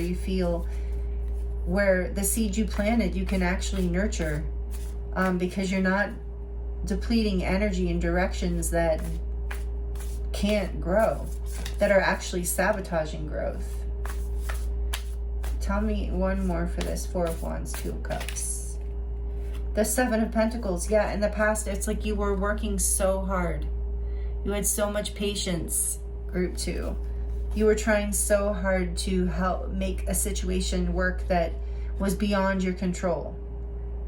That wasn't fertile enough for whatever reason, because, like I said, the situation and or people had free will to not choose the direction of growth that you were trying to create. And you've also had a lot of patience. We see that with the Nine of Wands here too, a lot of strength. I'm feeling, yeah, with the 8, a lot of strength here to bring this lesson in, to bring the completion of this and to create this fertile new seed to plant. You have the patience to, I'm hearing too, to watch it grow, but I feel like in the past it was like you couldn't get anywhere. I'm hearing you just couldn't get anywhere. The King of Swords.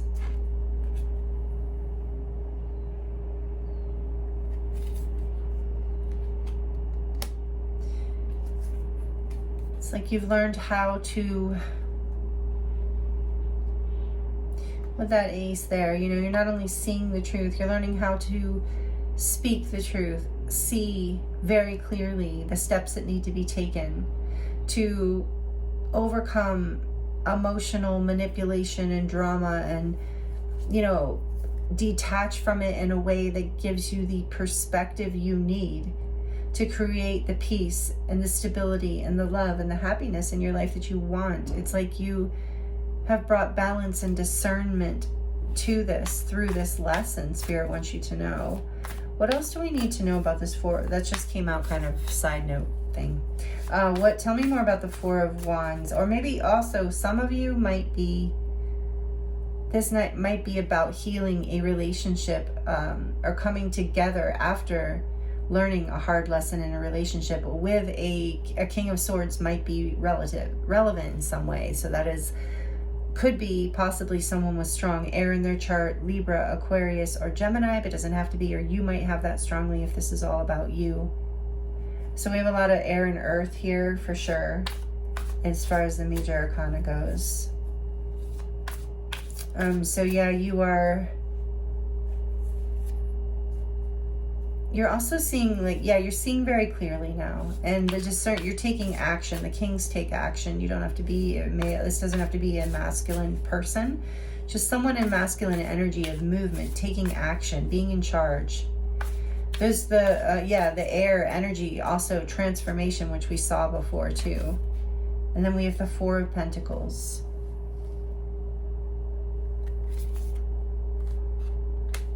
Yeah, you're ready. You've seen what it takes to build that stability. You know where to invest at this point. The King of Wands. And you know what actions to take. That's really beautiful. Leo, Sagittarius, Aries. Perhaps that's strongly in your chart, but doesn't have to be. Fire signs. So yeah, taking the King of Wands came out in group 1 too. Love the King of Wands. It's an energy of action, of like taking leadership, independence, creativity, extreme confidence. So, and the ability to manifest in co-creation with the divine. Out of all the kings, this is the one I consider to be the shamanic one, the shamanic king. Like, knows how to alchemize and create magic. So in a way, like, people, very creative, very innovative, I'm hearing too, and very magnetic. Like, people are inspired by this person. So I'm also hearing you've seen the light. You're starting to see the part of why you were stuck in those situations or in the past is because you were holding back this energy within you, this leadership energy. And this energy isn't as fully independent, doesn't feel, is shining light, is teaching, is leading, is guiding, is innovating, is creating, is inspiring people. But he's not micromanaging people. He's not mothering people. He's not getting caught up in other people's dramas. Not at all. He's definitely the king. And like I said, you don't have to be a male. I'm just saying that because of the picture, but or the king word. But he's in charge of his life, and he's very independent. And that's what I was going to say. The star of his own movie. You know, this is definitely main character energy that you're moving into. You figured out how to defeat what was holding you back in the past. And because you weren't in this energy, you were getting drug. You were getting drug in some way, like drug along, you know. Not drugged. I hope not. Maybe with this devil here, who knows? But what I'm saying is you've gained this discernment. You've got 4-4 here. You've figured out you are being divinely guided and protected through this whole process, and you've seen the light here. The Emperor, the King of Wands and the Emperor, Aries energy. You are in your masculine energy, whether you're male or female, doesn't matter how you identify, or non-binary. It's that energy of being in this masculine power of leadership, control, direction, action, confidence, power, strength, like boss energy. So you stepping into this is what you need to hear. Part of what you need to hear right now is you've been holding out, you've been doing the healing, and as you come out of this hermit energy with this seed that you're ready to plant, you create stability, you take action, you are the emperor, you become the boss. If you're not already, you step into that boss energy in a big way in your life, and you see clearly what doesn't work and exactly where to invest, how to invest, and how to build in order to build stability, peace, camaraderie, collaboration, love, however it resonates in your life. This is so beautiful, group 2. I love this for you. Let me know how this is resonating. Some of you might have a King of Wands coming in. So again, there could be a King of Swords coming in or a King of Wands, and it doesn't have to be a male. We all embody. That's what's part of what's so interesting about the tarot is, I don't know what that noise was in the background. Sorry about that. We all embody all aspects of the tarot at different points and moments in our life. part of what I love about it. But yeah, you see how I get, a lot of times it's interesting because a lot of times with the Four of Pentacles, I get this energy of like holding back, you know, but especially in this deck too, it's just reminding me of like building a foundation, like that Four of Wands, like you're building stability after a long time of feeling like the seeds you were planting were not growing. And in this time out, you come into this power. You see the light with that big sun, Leo energy strongly here, but that big energy, this energy of the sun, enlightenment, wisdom, an idea, an epiphany, something, a download, something to move forward with that creates a loving new beginning. And I just started with the other oracle deck and now I'm doing this one. I'm all over the place in your reading group too, but that's okay. We're getting it. We're following spirit here. Let's see. And also what is coming into fruition now, whatever seed you're planting, whatever happy celebration, home, stability, whatever new stability is coming in. Yeah, I just heard that again. It's like you weren't, where you were building before wasn't fruitful. It just wasn't as abundant. And now you're creating this new foundation that is. And I feel like we're not getting the tower here. Maybe there was a tower moment for some of you because it was more like there was just it wasn't like a whole foundation in your life fell down. It was just something was heartbreaking. It's almost like you couldn't ever get it to build or get it off the ground. So you've gone back to the drawing board to figure out how to do this. And the great news coming through that you need to hear is you figure it out and then some. You really come into your power through this spiritual lesson, which is part of why it's been such a powerful spiritual lesson. I love that the Four of Wands and the Two of Cups is here in your reading. So for some of you, it's in this beautiful relationship. The healing happens when you let go of trying to control the other person. I'm just suddenly getting this message of, and don't take that please in a negative way, but I'm just getting that message now that some of you are working through this process in relationships, whether it's friendship or romantic or family or whatever, where you realize that you have this tendency to feel like you need to control people in a way, just to be helpful, but you're starting to see how it's sabotaging your peace and your connections and not helping them grow and not bringing in stability and happiness. And so you're realizing that's more of a codependent energy, and you're coming into your own power again with this King of Wands and Emperor. You're like, you know what? I'm getting back into my main character energy. I'm getting back in my own lane, coming back into my own power and sovereignty, and remembering that how love and balance and beauty and relationships grow in my life is when I really pour that energy into me, and I honor my own choices in my own heart, my own life, and I let others do the same.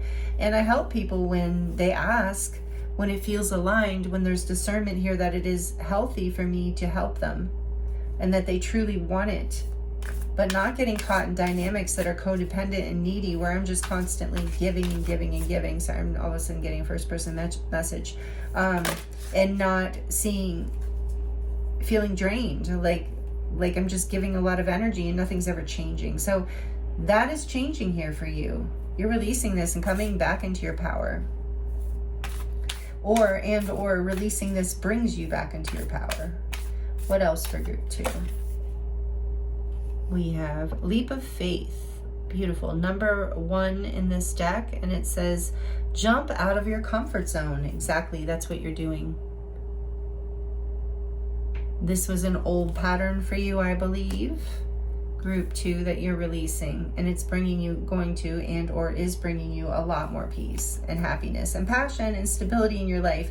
Seeking human kindness is on the back of the deck, and it's number 29, which is an 11. Again, this is an ascension growth portal energy for you right now. And it says, the soul lights up through service. Listen to your heart and hold space for those who seed compassion. Exactly. You're figuring out where to put your energy, who to share your beautiful healing light with. Group 2, with this King of Wands and the Emperor. Oh, I just got a really amazing feeling. Yeah, you are really a beautiful, powerful being, group 2. So take a leap of faith out of your comfort zone. Time to let go of this role. Maybe there is a level of codependency here. Don't take it negatively, please. If we all struggle with that to a certain degree at different levels and different times in our lives. So if you don't know what that means, you might want to look into it a little, because it could help set you free here, is what I'm feeling for some of you. Because some of you give too much of yourselves perhaps in the past, and this is a heartbreaking lesson that you have been learning. So let's get one more oracle card for you from the Enchanted map oracle. But overall, I love that you have this Ace of Cups here too, group 2, because it is this new opportunity for an up-leveling of self-love. Your heart is healing. Whatever heartbreak has happened, or is happening, it is healing. Trust that will be dissolving, alchemizing into peace and a feeling of even greater love in your life. You're going to be able to allow greater love in, because it's going to be received and even reciprocated. Really coming into your power, group 2. This is beautiful. Magic stream. So this is number 18, which is number 9. Again, that energy of the hermit. So in the magic stream, this card talks about your thoughts. And actually, this is a card about the law of attraction and manifestation and the stream of thoughts, which is interesting with the hermit, because you're going to be taking time out and thinking and getting clarity and focusing on your purpose, your true north, what it is that you desire to manifest, what direction, what path you are creating next, where you're stepping forward, where you're building this next foundation, planting this new seed that you're going to nurture and grow. So in this time, what you need to hear right now is what you put in the stream of thought matters. It manifests, especially for you in this boss energy right now, and it might be that you're a manifesting generator or a manifester in the human design, or maybe you're just in something astrologically in a point where what you're thinking about, you're having a very strong ability to manifest right now with the King of Swords as well. What you focus on, you're building. So this card talks about focusing your thoughts on positive things. Like if you have a tendency to envision the worst, don't do that. You're moving away, moving to calmer waters. You're planting your seed in the direction of beneficial energy, beautiful energy. So it's just about catching those thoughts and then turning them around. And that's part of what you're releasing with the Ace of Swords and the Devil here too. You're cutting ties to people who were connected to that negativity and that chaos. And you're also cutting ties to any belief systems or thoughts that kept you stuck in that vibration. That's what you're being guided to do, and I think it's what you're kind of automatically doing, what you're being led, your soul is leading you to do right now. This is also, there's a rainbow here, so there is healing, there is a miracle. I do feel a blessing and a miracle energy in your reading, group 2 here for you, that is maybe unexpected, that I just got chills again.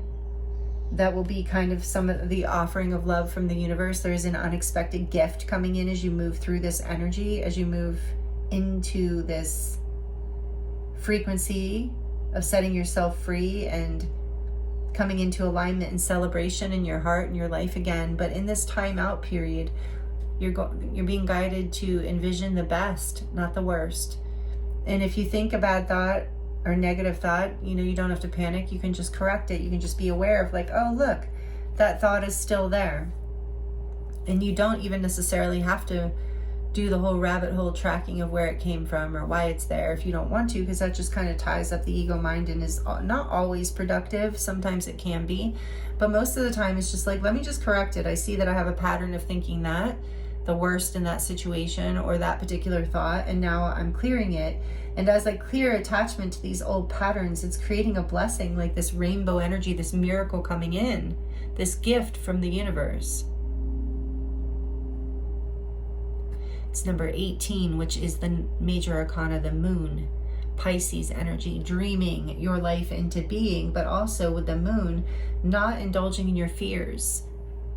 It's okay to not see what's coming next and to lean into trusting that you're co-creating the best possible scenario with the universe, like a beautiful Four of Wands, Two of Cups, Ace of Cups kind of life, where you're the Emperor and the King of Wands, regardless of gender, where you are the main character in a beautiful, abundant life that you are co-creating with the divine through knowing what frequency to keep yourself in by creating beautiful boundaries in your mind as well as in your actual life.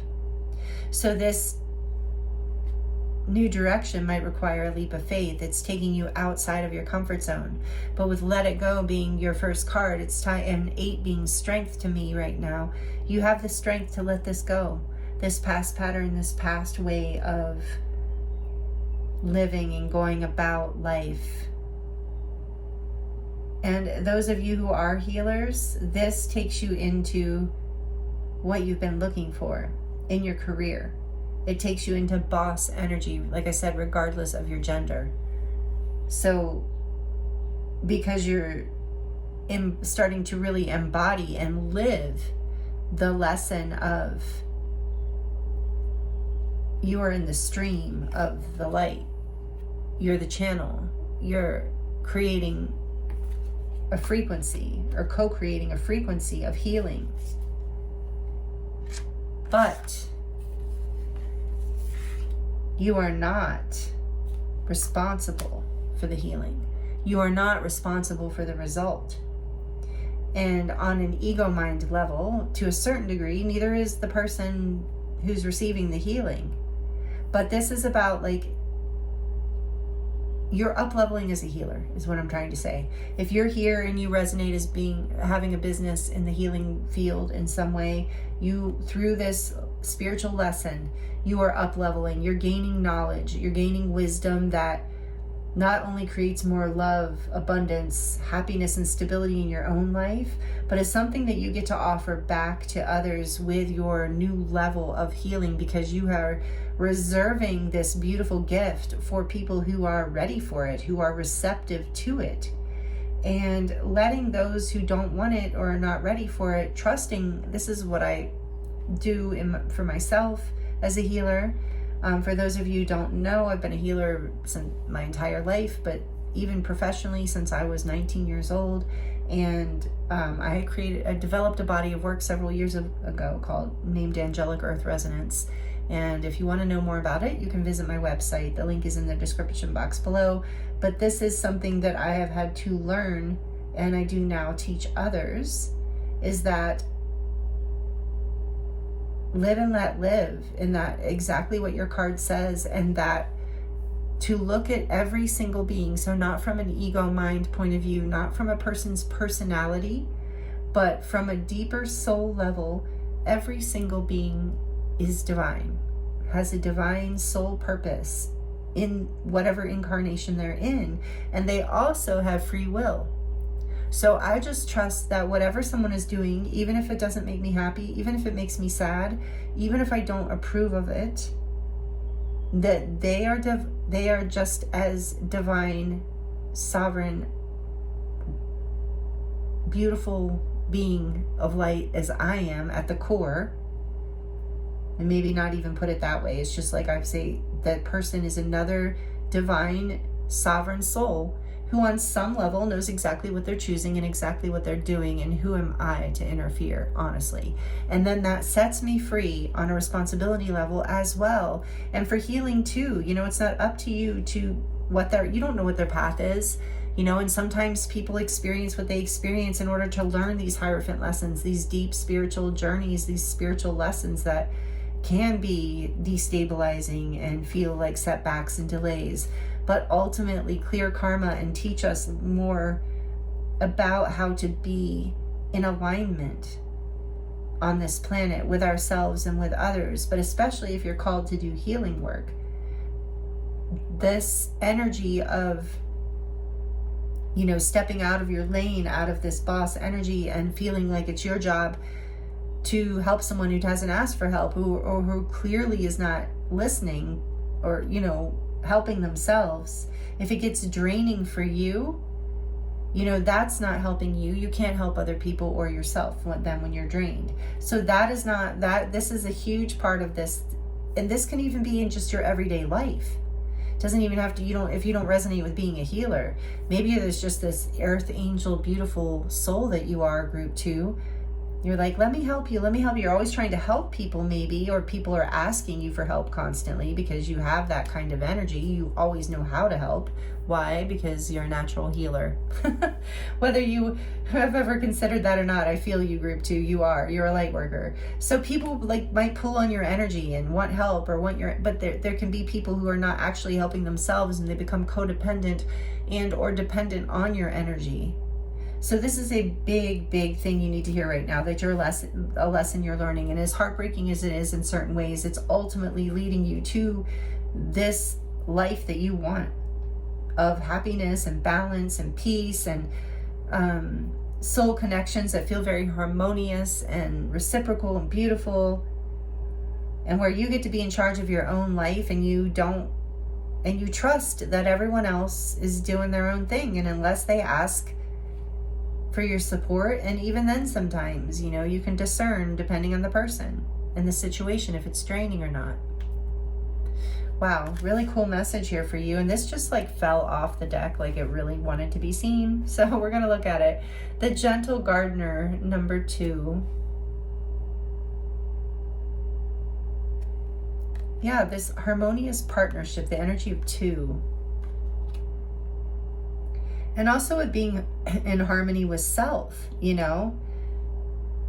with your life. But I want to look really quickly before we get into the charms.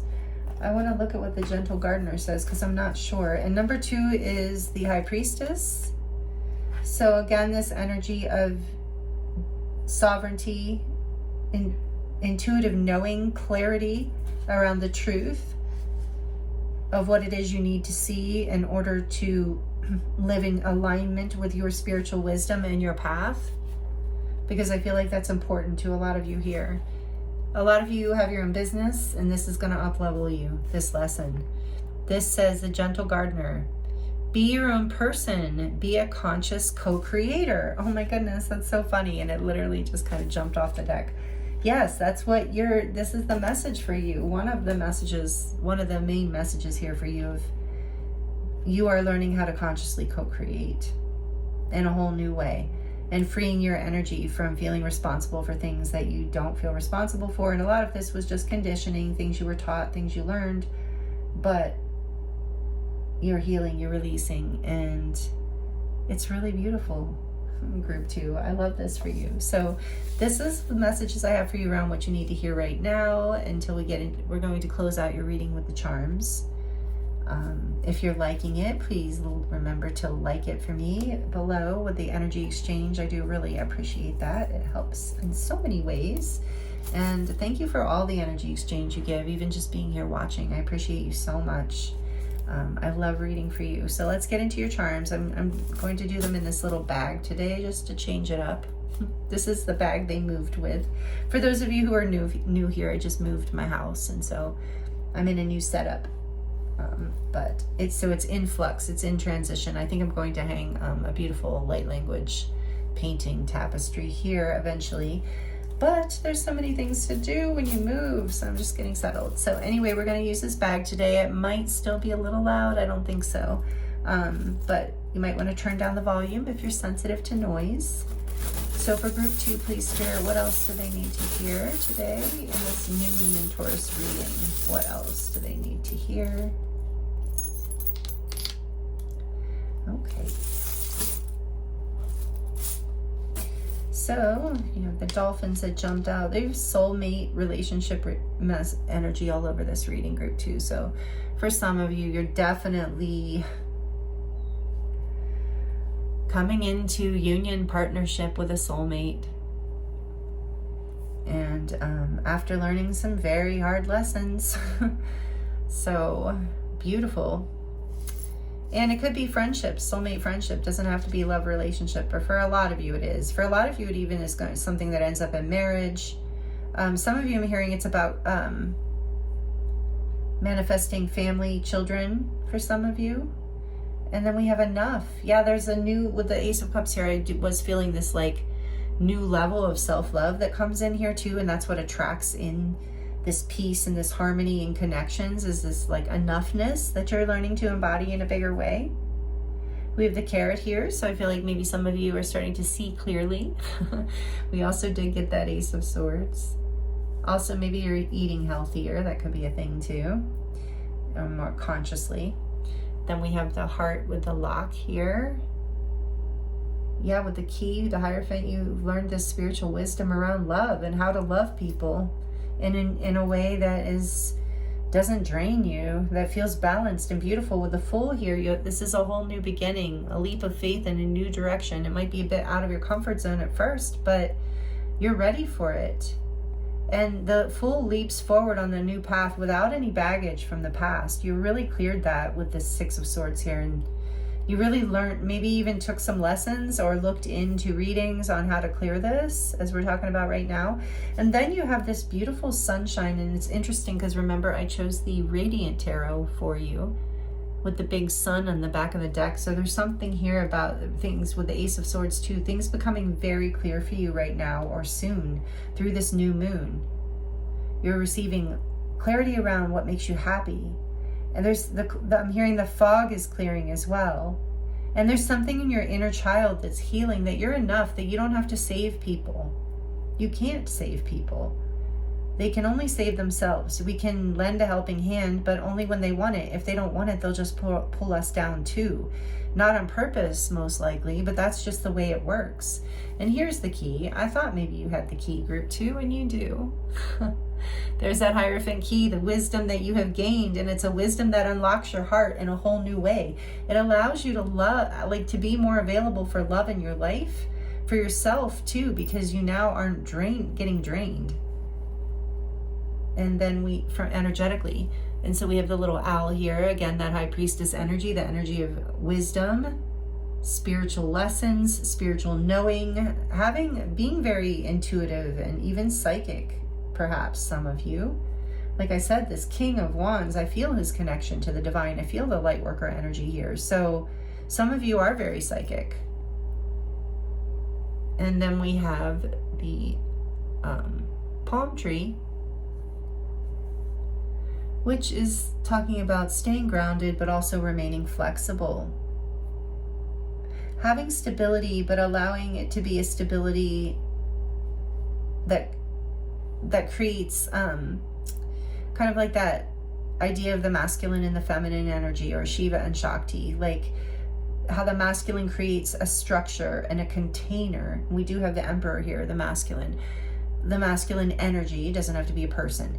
The masculine energy creates this structure so that Shakti, or the feminine energy, forgive me if I'm butchering this, can flow within the structure. So it's like creativity can only be grounded and manifested into this world, into your life, with structure, with the right kind of foundation. And this is what you have figured out.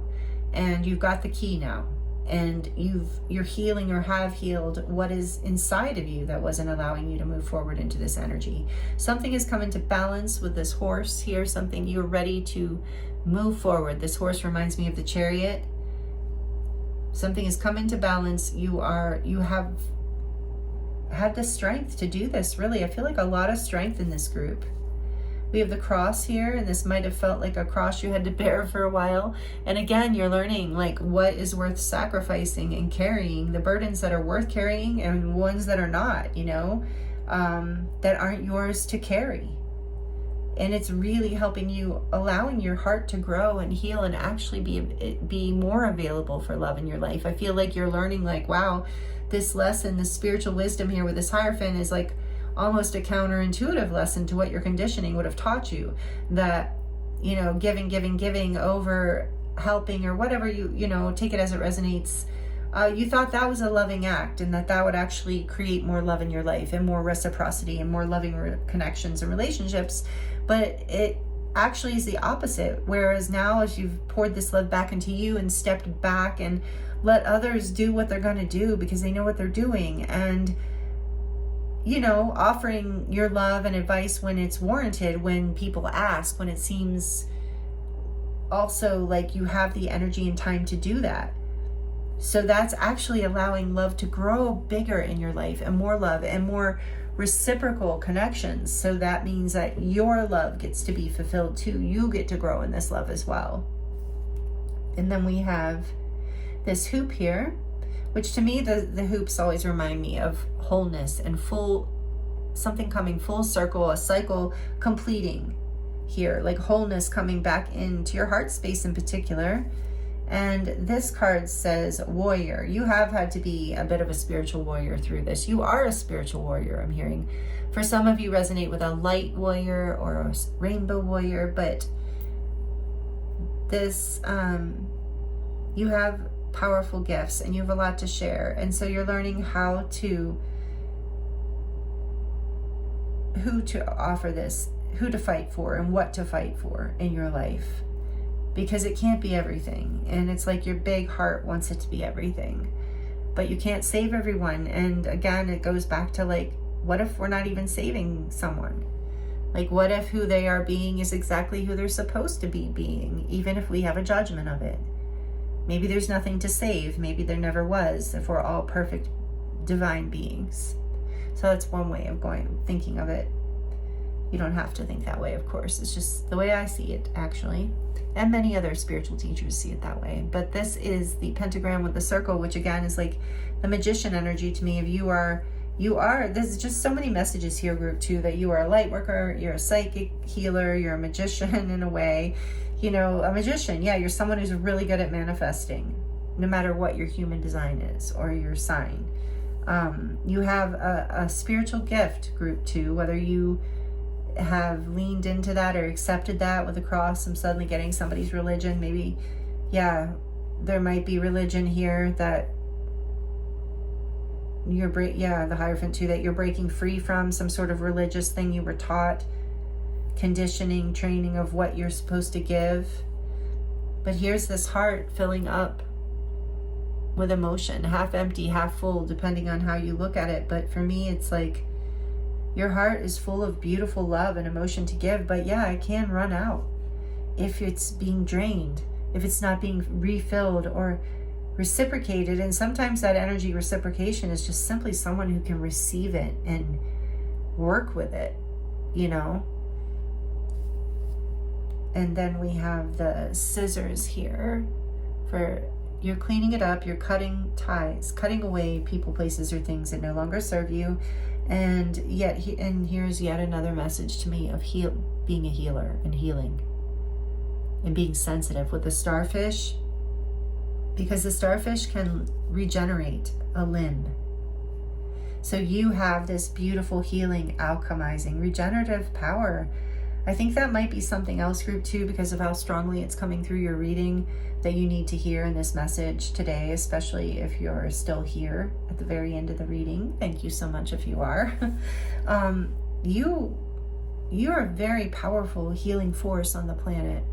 And maybe you don't want to see yourself this way, or it scares you to see yourself this way. Some of you know that you are this, and thank you for what you do. All of you, thank you for what you do. But those of you who don't know, also thank you for what you do. And I think that you need to hear this so you can honor this aspect of yourself, because it's really valuable.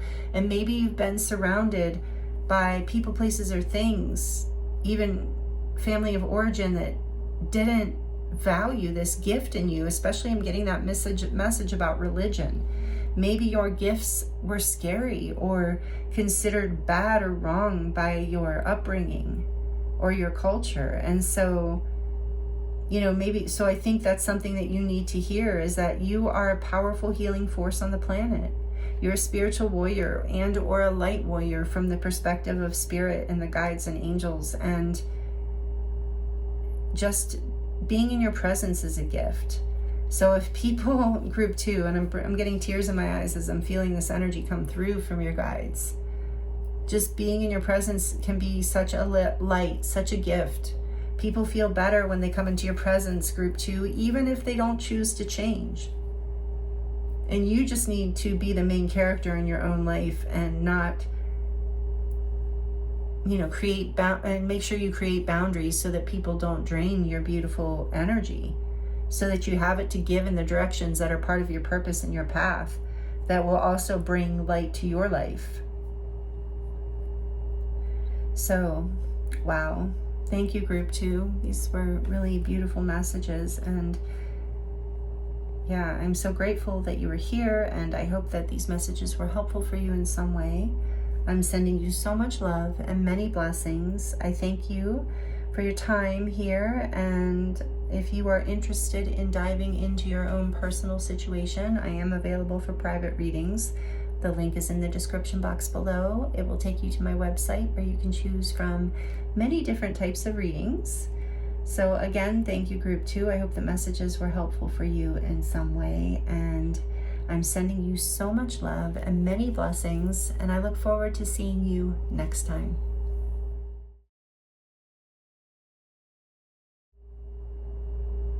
Hello, group 3. Welcome to your reading. This is your reading if you chose. Card number 28, Ignite, Opportunities Flowing In. And the beautiful cream moonstone. That is what I'm calling it. Unless somebody else has a better idea of what this is.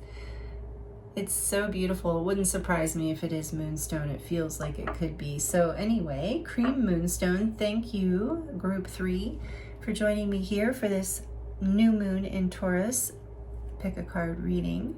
We're going to be looking at what you need to hear right now, whatever Spirit wants to share with you at this time. And we're going to look into a couple different oracle decks as well as the tarot to get more details around what you need to hear. And we're going to close your reading with a charm reading. So stick around for the charms if you enjoy the charms. So thank you again, group 3. I'm excited to get into this for you. So number 28, Ignite. This, by the way, is the Enchanted Unicorn Oracle. I love this deck. It's such great artwork, whimsical. The messages are amazing too. So opportunities flowing in. So what does Spirit want to talk to you about? I'm going to read from the book, and then we're going to start pulling from the tarot for you. So this card, oh, and I want to say that 28 is a 10 in numerology, which is endings and beginnings. So this is really, that fits what this says. So each one of these Enchanted Unicorn Oracle cards is connected to a plant or an herb or something like that, some sort of flower in nature.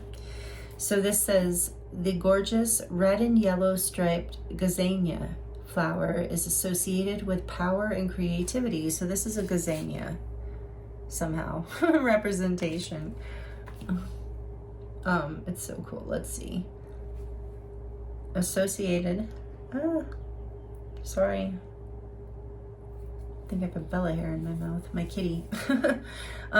Associated with power and creativity. Its bright energy unlocks repressed thoughts and old ideas, leading to renewed passions and personal freedom. Gazanias grow in tough conditions, needing little water and care, and yet every year they bloom into magnificent flowers. They are also known as the treasure flower. This is the boom card. Physical, emotional, and spiritual blocks are being blasted away with fresh, new energy. Old, stale patterns are being replaced. Hold on to your hat when this card appears. You are about to be offered plenty of new opportunities for growth. If you have been feeling in the doldrums lately and asking yourself, what's the point?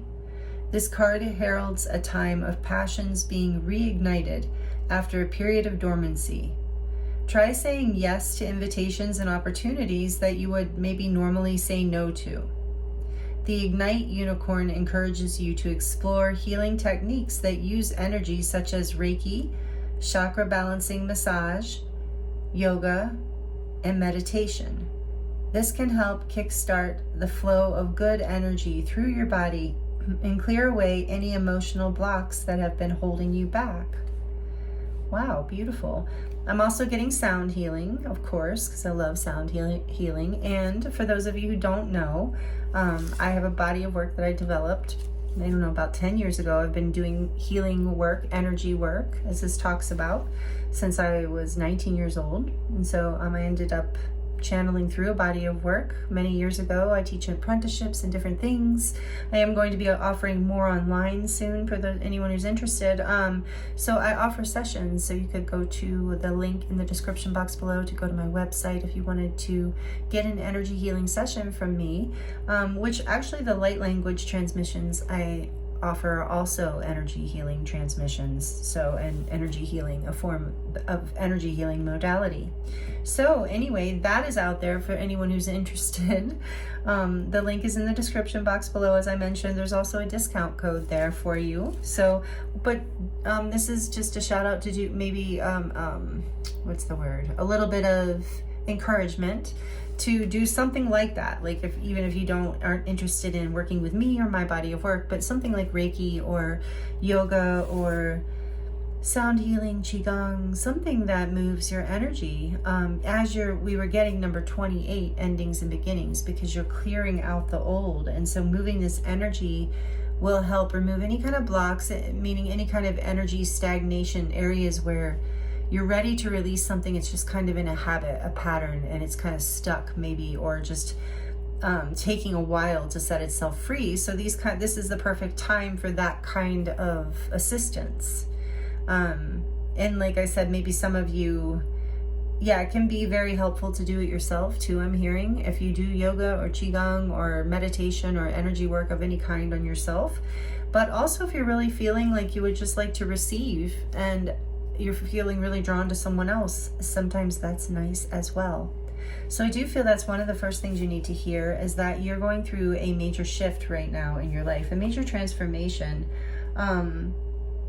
But you're coming into your power in a new way. And as whatever you're releasing, as the blocks let go, as the energy of the past clears, you're going to feel vibrant and alive again. It's going to be like a whole new level of life force awakening, like a fresh new start here. This is exciting energy, group 3. So let's get into your tarot and see what else you need to hear right now. Maybe some of you are already feeling this ignited energy, and just know that there are plenty of opportunities flowing in, more coming. So we're going to use, I was drawn to the Mystical Cat Tarot for you. So maybe some of you are cat lovers like me. Well, I love all animals. I know a lot of you do, but some of us really love cats. So maybe you feel close to cats, or feel like you have a spirit guide that is a feline. But you don't have to. You don't have to have any connection to cats at all. It might just be cats are very intuitive, very independent, very self-sufficient. So that might just be kind of how you are too. All right, let's get into it for you, group 3. What does group 3 need to hear right now? Opportunities flowing in. What does group 3 need to hear, please, Spirit? Strength, number 8.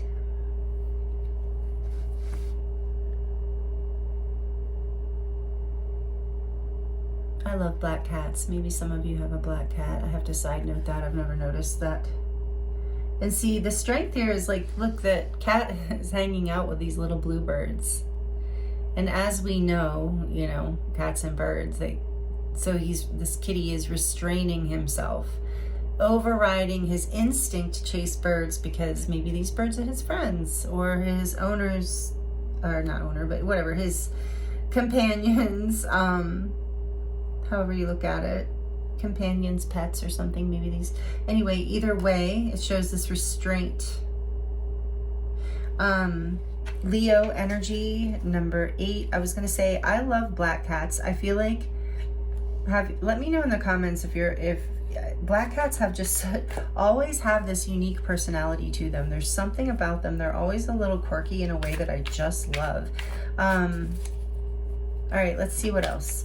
What is flowing in here? Creativity and power. Yeah, there's a uniqueness that you're having the strength to bring through, I feel like right now. Whoa, group 3. Something unique and beautiful about you is as you ignite, you're going to like let that out of the box, so to speak. You're going to let that come to life. Let's see what else. There's going to be a lot of passion. I'm feeling a ton of passion here. Whatever you need to hear, we're talking about it. Let's see what else. What else for group 3? The demon cat. Oh my goodness. That's so funny.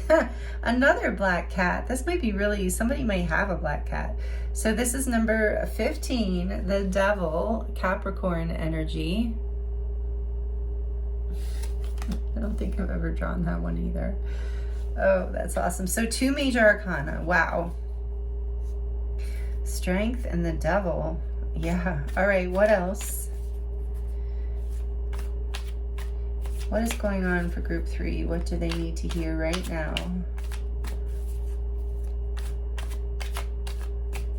What does group 3 need to hear right now?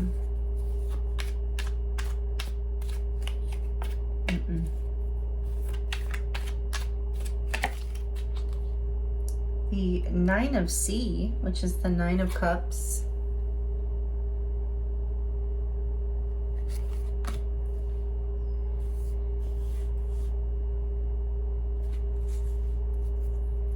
What else? What does group 3 need to hear right now? The Sea Kitten, more cups. This is the Page of Cups.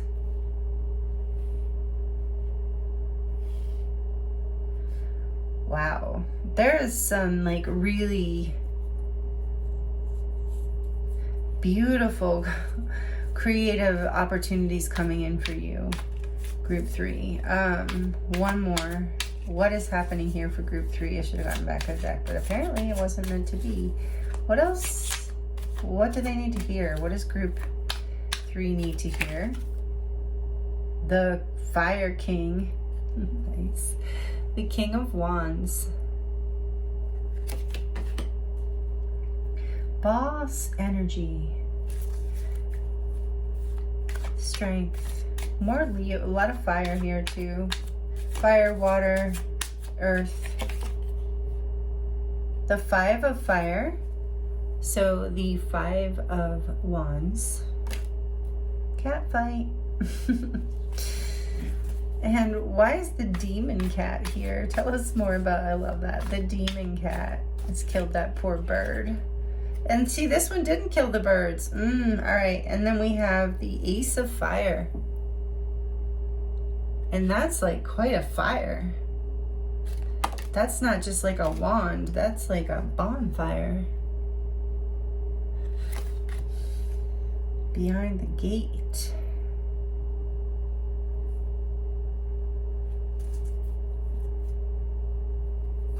Why is the 9 of C here? Why is this 9 of C? 9 of Cups here, please, Spirit. The Moon, major arcana for Pisces and Cancer in my mind, but number 18, the Moon. Dreamin'. So much dreaminess here. Tell me about the Sea Kitten. Why is the Page of... Oh, here it goes. Waiting to my lap. Couple jumped in. What do we have here? We have the 2 of Cups. Cute. The 2 of C. And the Star, number 17, Aquarius energy. Beautiful card. Wow. Jumping out together. That was no mistake. Why is this King of Wands here? This Fire King, little fire kitty. No, not that many. I just got 3 in my lap. I'm not even looking, sorry. I just need 1, please. For the Fire King to help me clarify for now, please, Spirit. The 8 of Sky, so the 8 of Swords also came out in group 2. in a different way, kind of. But and then on the back of the deck, we have the Nine of Swords, the Nine of Sky. Look at that poor little guy. Lots of energy of dreaming here. Of dreams and dreaming. A lot of energy of anxiety, confusion, trapped thoughts, like fearful thoughts. So I feel like you have a dream here. There's something that your heart really desires. For some of you, it is a relationship. For others of you, it's just something that you deeply desire, like something that really ignites you, literally, lights you up, makes you feel creative and powerful and alive. Ooh, sorry about that noise there, confirmation. I'm kind of getting though, and with that noise, it kind of sounded like metal, right? And look at this gate. There's something about feeling trapped at some point, or maybe some part of you, had felt trapped and threatened, maybe by the competition, or just by the idea of if you could do this or have this, having such a deep desire for it, it almost made you freeze, you know? And there's that block energy. It's almost like you had to tame your passion for whatever this is. You've had to, or you're being guided to overcome your fears. There's a desire here. There's opportunities flowing in for you, as we see in this card. But group 3. But and there are opportunities that you have been dreaming of, hoping for, wishing for. But I'm getting from your spread that in order to receive this offering of love, this opportunity, this dream that you have been hoping for, wishing for, having anxiety about, and so much passion and desire for, that it made you feel even trapped by it. It's like this card talks about, you have to release something from either something from the past, some sort of feeling of some sort of conflict or competition from the past. You have to have the strength to overcome. I'm feeling for a lot of you this part of yourself that wants it so badly that you're afraid. So it's like the main thing I'm getting here is that you're being guided to release fear. Because there is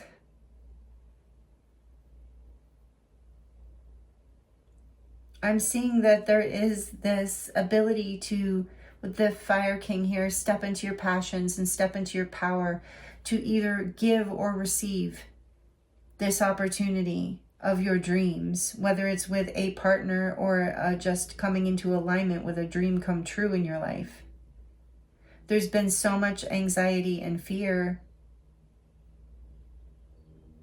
You haven't been able to see clearly. Like you would dream, sometimes some of you maybe would dream about this, whatever it is that you're desiring, and then you would wake up and realize that it's not actually in your life and that you're just trapped in the passion and desire for it and the yearning, feeling like it's right there but you can't have it.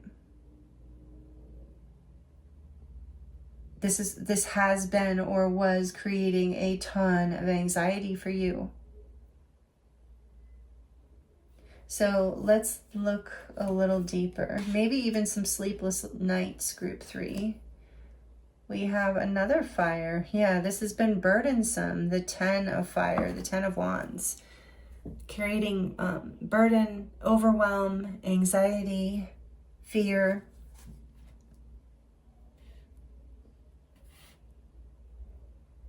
Maybe even feeling like you don't have enough to create this situation, to create this. You don't maybe feel like you have the power. This card talks about igniting power and creativity.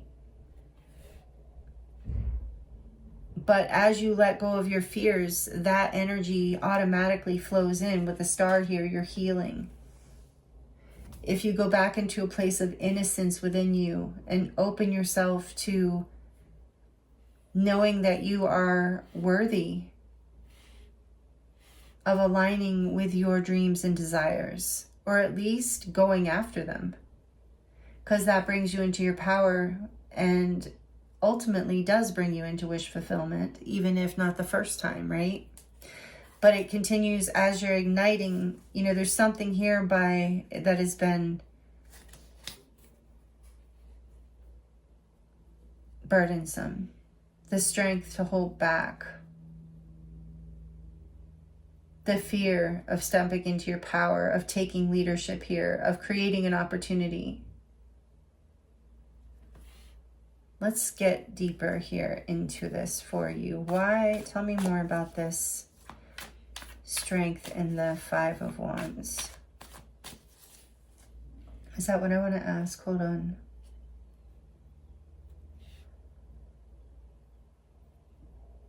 It's like, I want to say too, with the Fire King and the Eight of Swords,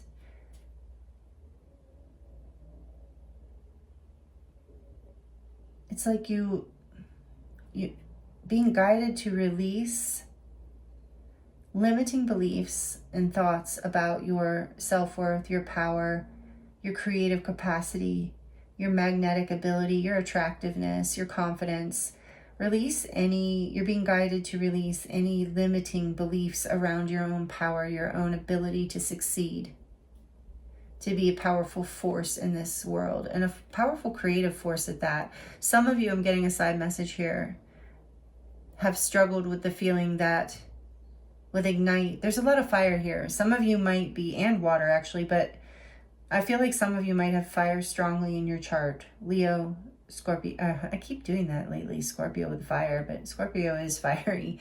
So we do have water, maybe Scorpio, but I feel strongly Leo, Sagittarius, or Aries might be strong in your chart. But it's like you're a very passionate person. So what I'm getting here is that maybe you've even felt burdened, overwhelmed by your own passions and desires. Like it's a lot for you to ground. It's a lot for you to create and hold in the world. It's like you almost feel like your creativity could burn you up. Like you feel, this is how like a lot of you are like artists, creatives, or, you know, healing artists too. I can relate to this feeling. It's almost like you see it in the traditional modern artist stories of Picasso and who else? Van Gogh, of like this like passion and creativity that drives you to the edge of sanity, drives you to the moon energy, confusion and dreaminess and out of touch with reality. But just like Spirit wants you to know that you have the strength to overcome that part of you and to even make it your friend, to even like sit with your demons, so to speak. Oh, and create that from that space. Use that space with this moon energy. Look how psychedelic that is with the cat's eyes and the little glowing mushrooms. It's like you're being guided to use this passion, even this fear, alchemize it, use it in your art, use it in your life in a way that gives you the power to overcome this fear, to believe in yourself, to believe in your dreams, and to not be afraid, to go back to the innocence of your desires.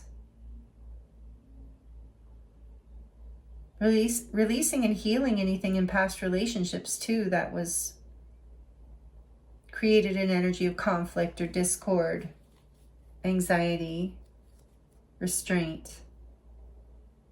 Because you're ready to ignite. I mean, this is the message here. And I feel like a lot of you know it and are a little bit afraid of it perhaps on some level. Yeah, and then we have Temperance here. Is that what it is? Oh no, this is consequences. Number 11, this is justice. Great, I love it, because this is Libra energy. It's coming into balance. Spirit wants you to know, I think what you need to hear is, don't be afraid of this creative power that you hold, group 3. Because it is your strength. It is your gift. It is your, with this King of Wands, it's your key to your success. Tell me more about this Page of Cups, 2 of Cups star configuration. What's going on here? What do we need to know? A little bit more here. For, like I said, for some of you, this is passion, a relationship or a friendship or a new connection with someone is lighting you up, is driving this force forward. You're letting go of fears from the past. Old burden, there it is, burden. The 10 of Wands came out again. Yeah, that looks like, that looks like a disaster. All that fire, total chaos. Look, the cats are like, oh man, we didn't do it. We're running out of here. Let's get out of here quick. We can't handle this. All we can do is run and let it burn. So I think for some of you too, there's like, in order to let go, there's an apology here, whether you're the one receiving the apology or you're the one giving it. I do feel like there's a healing of a relationship here that does help bring balance in for you. And whether that is that you heal the relationship and move forward with this person in a new way that's supportive, or if that's part of what this ignite is to let go. So it's either, you know, depending on your situation here, it's either like a reignition of something after releasing kind of like bad, old toxic patterns, conflict, jealousy, maybe fighting of some sort, you know, having the strength to heal past that, to overcome that. Being willing to see things for what they are.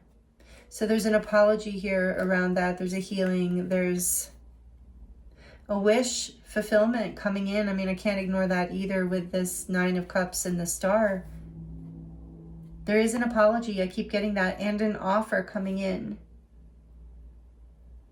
But somebody is being, either you or someone else, or has to be released from these fears, from these burdens, to come back into harmony with self and or heal this with the other person. I'm seeing more Leo energy with the lion in the sky here. Which again, this energy of leadership and confidence that is igniting within you. After, I feel like things were set on fire. There was something was really painful and challenging. Brought a lot of sense of self-doubt and worry and fear and confusion.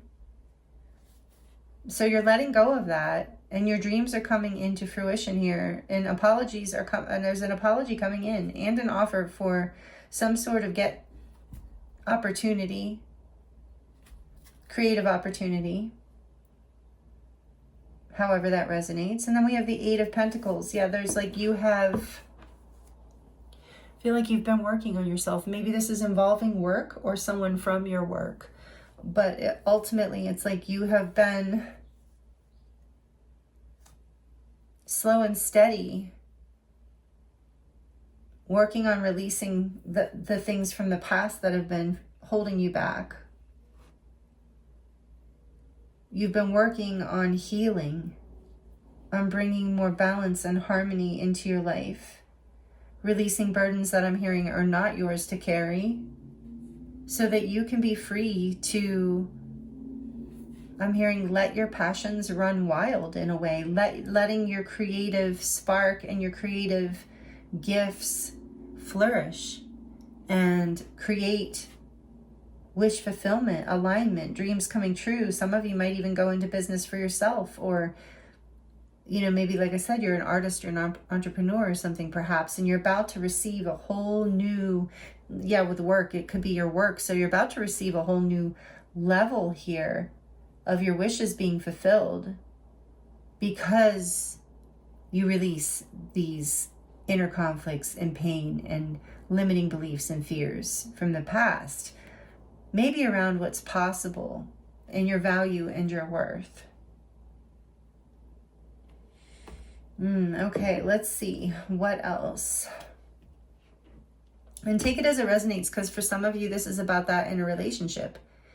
You know, that it reignites, and it reignites you in your life. In some way, brings you back into alignment. And that can happen, you know, of course, if it's a relationship that is in alignment and good for you. Part of your dream and wish fulfillment of like true north and divine alignment. So that's here for some of you. You're also learning in this, what you need to hear through this is you're having the strength to kind of balance your emotions and your passions, so that it doesn't like burn out of control. I think we said that, but that message is strongly here. And so the passion is kind of like connected to spirit in a way, you know, the wands, spiritual, holy fire, divine life force energy. And then the cups are emotion, the heart. And there's something here about that balance setting you free. As you, it's almost, you know, the water cools the fire. The emotions help temper. I was getting temperance. The emotions help temper the intense passions.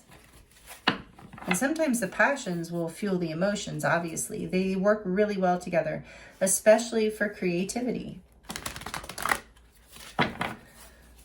So, and for passion in general, if it's a relationship. Okay, so what else does group 3 need to hear right now?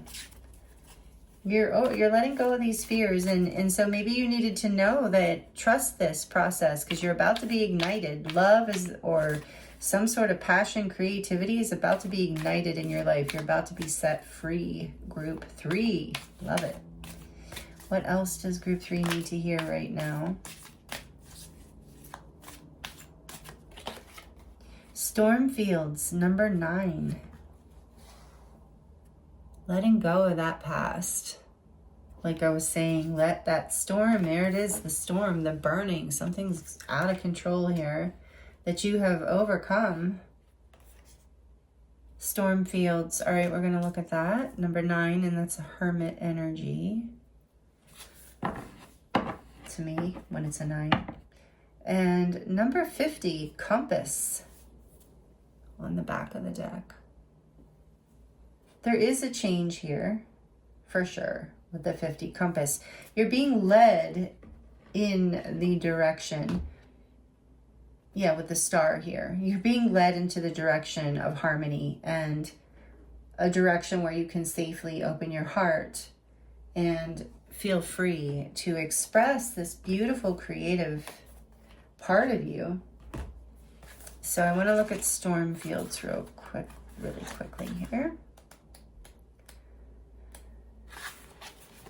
Maybe compass 2, the keywords. This too shall pass. Exactly.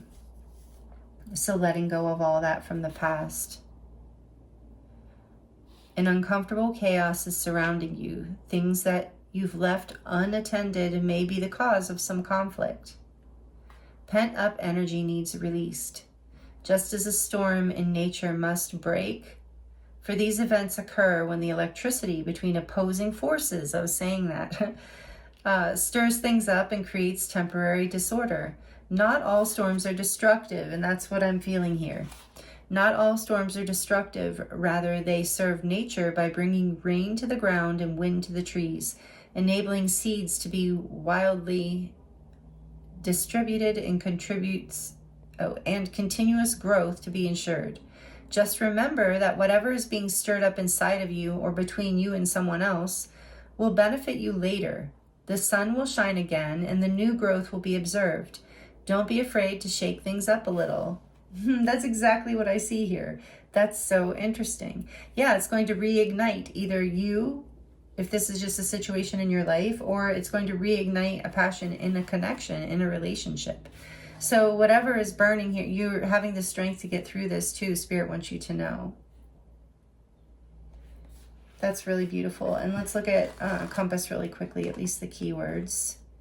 As long as you orient, yeah, that's what I'm seeing here. This with the star is the star is the being, in this case it's a cat, is looking at true north, the star, the North Star. So looking at purpose, alignment with your purpose and your truth. And compass says, as long as you orient your compass to true north, the direction of your higher power, you will never be lost. And that is what brings you into this Two of Cups and releases the burdens and opens up this opportunity or apology or all of the above, or reignition, reconciliation of friendship, love, whatever this is. That's really, really beautiful. Group 3. I love this for you. Okay, let's see. Even though I know it's been hard. I don't love the hard part, the storm part, but it's a storm that even with this burning, I was getting holy fire, like clearing the fears. The Ace of Wands, burning through the fears, the demons, the past, the illusions, the conflict. All right, let's get a couple more, maybe just one more, we'll see, from this Divine something oracle. I think it's Divine Love. We'll see. It's listed in the description box. I just can't think sometimes when I'm channeling. All right, for group 3, please, Spirit, what else do they need to hear right now? Oh, awesome. Overthinking kills your happiness. Absolutely. All that anxiety and overthinking with that 9 of Swords and 8 of Swords, absolutely. And the Devil, I do feel like that's some of what that Devil energy is being stuck on old beliefs and fears and like repeating thoughts of negative thoughts, you know. So this says number 46, which is a 10 again. So you do have 10-10 here, the portal, endings and beginnings, just like this talks about. Opportunities on the other side of these endings of these fears and these past limiting beliefs or these past conflicts, however it resonates. So stand by me. You will not feel this emotional forever. Exactly. This too shall pass, group 3. Overthinking kills your happiness, and don't worry, you won't feel this emotional forever. And stand by me. You know, your guides are here, your guides are with you. And also with the 2 of Cups here, you have support in this. I do feel like regardless of whether this is a romantic situation or not, I feel like this is bringing you into alignment with soulmates, like-minded kindred spirits, friends, family, people who support you and your creative endeavors, your unique self, your playful, beautiful heart, group 3. I really feel your creative heart. It's very childlike in the way that a child is free in their creativity with that. And it also reminds me of that with the way this card is, with the smiley face, and it's kind of childlike in a way. So letting that shine through, following that creative spirit within you and releasing your fears is what you're up to right now. So you're being guided not to overthink. Let's see what else. But to get into that playful spirit. Bring yourself into a place of harmony, following your passions, not feeling trapped by anyone or anything or work or anything. So this says crystalline awakening, number 20. This spiritual awakening is a catalyst for growth and expansion. You are awakening and remembering. Definitely does feel like a lot of spiritual growth here, a lot of healing with the star as well. On the back, we have authentic expression, number 22. Yes, you're coming into alignment with more of your, that's what I get here too with the star and the 2 of Cups is you're coming into alignment with more of your authentic self, more of the truth of who you are. This says unapologetic expression will set your soul on fire. That's ignite. Allow every piece of you to be heard and seen. The world needs your specific medicine. Beautiful. Authentic expression number 22.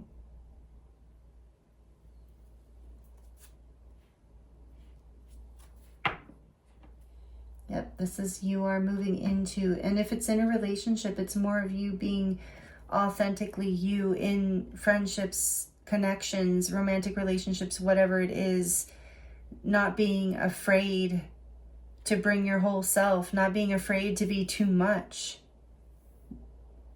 This is a spiritual awakening for you in some way. It says here, crystalline awakening. So there is with the devil here too, like I felt that Ace of Wands clearing away the shadow energy. You're healing in a really big way right now. Group 3 is one of the things, one of the many things that Spirit wants you to hear right now, that maybe you need to hear right now. So give yourself grace, you know, you are coming out of this. You will and you are. And just like this card says, this too shall pass. And then you will be set free from, with crystalline awakening in number 20, you have 2-2 on the other one. So you have 2-2-2 here. It's like you are being set free from a pattern from the past. You are clearing the shadows, something from the unconscious that has been keeping you in conflict and holding you back. You're having the strength to do this. And it is a DNA with crystalline awakening. It is a DNA activation with ignite too. And it does ignite more creativity and power in your life. Oh, and in you in general. So that's so beautiful, group 3. I love this for you. We're going to get into the charms now. Please like this reading if you're liking it. Like the video, please. It really does help me out in so many ways. And if you would like to comment and share your experience of this reading or your situation in any way, I would love to connect with you in the comments. I always do. Thank you for being here. Thank you for all the energy exchanges. And I appreciate you so much. So much. So let's get into your charms. I'm using a bag because it's a little quieter. So I'm trying this different. And you can see I really can't see them now. So I'm changing it up. Let me know what you think. If you've been here before. If you like the bag or the bowl better. I am open to people's votes and opinions. But if you are sensitive to noise, you might still want to turn the volume down for just a few seconds. I don't know. I can't tell if it's loud yet. I don't think so, though. Let me know that, too, how the volume is on the charms now. So for group 3, please, Spirit, what do they need to hear to close out their reading? What do they need to hear right now to close out their reading? Well, that's not very many. And I accidentally got the selenite. Well, not accidentally. Nothing's a mistake, right? For group 3, please, just a little more, Spirit. Just a little more. Thank you. Whoa. Okay. For a second, I thought it was 2 wheels. Well, I keep this piece of selenite in the bag to keep the charms clear. It's a clearing stone. It's an angelic stone that never collects negativity.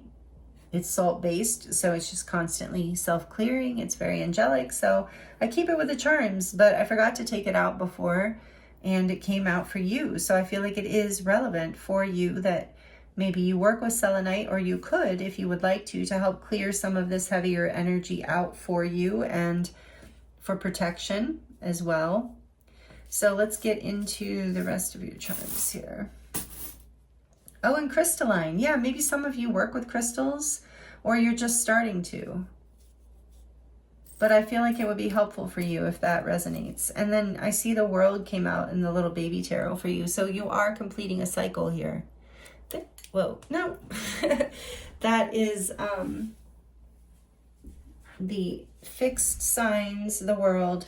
It's also Saturn energy, Capricorn energy, but it is the energy of lessons learned, an entire cycle completed, a chapter closed in a celebratory way, like in a beautiful way. So it's the fixed signs of Leo. We have Aquarius again. So Leo again too. Somehow I was feeling that strongly. Leo, Aquarius, and we did have Capricorn with the devil, that's right.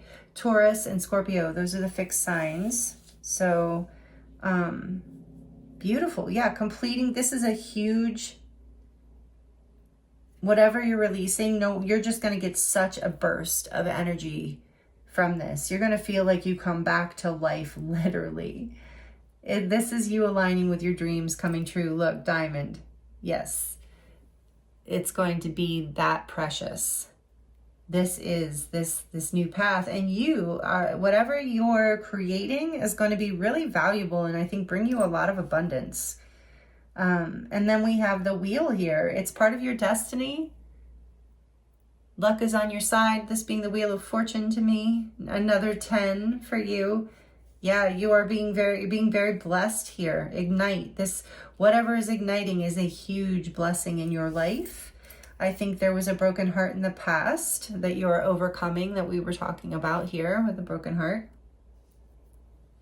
Another wheel. That's what I'm saying. You are this is so divinely guided with the world here too. Whatever you're releasing and stepping into, whatever creative energy is opening up in your life, whatever destined path with the star here is opening. For a lot of you, it so involves a soulmate.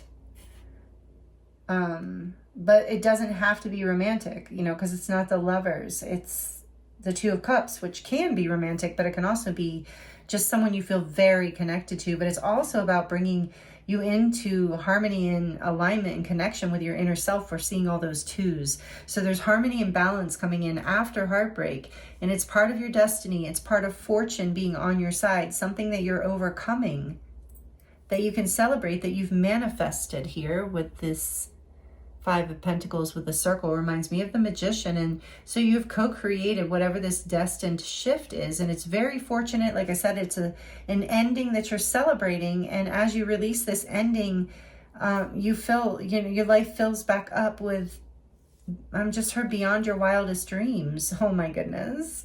You have another little baby tarot, and guess what? It is also the Wheel of Fortune.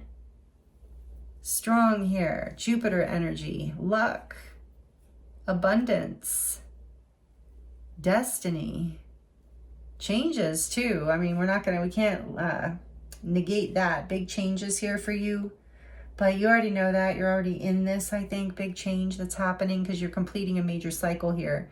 Just know wherever you're going, you're sailing to calmer waters with this sailboat. Moving on to a fresher, brighter sea, I heard. And some water, ocean might be relevant for some of you because these kitties are at the sea, the cups. And then we have this like holy book here, but I feel like it's like the sacred book of your life, like your destiny, your divine fortune, spiritual inheritance even. Like you're aligning with like your true north. There's I just heard it was written.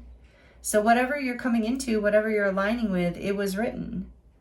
And meaning part of your destiny, right? And then we have the Eiffel Tower here. Sorry, you're going to hear some noise in the background as someone is entering my house. My son, it's okay. No one I'm afraid of or anything. No one unknown.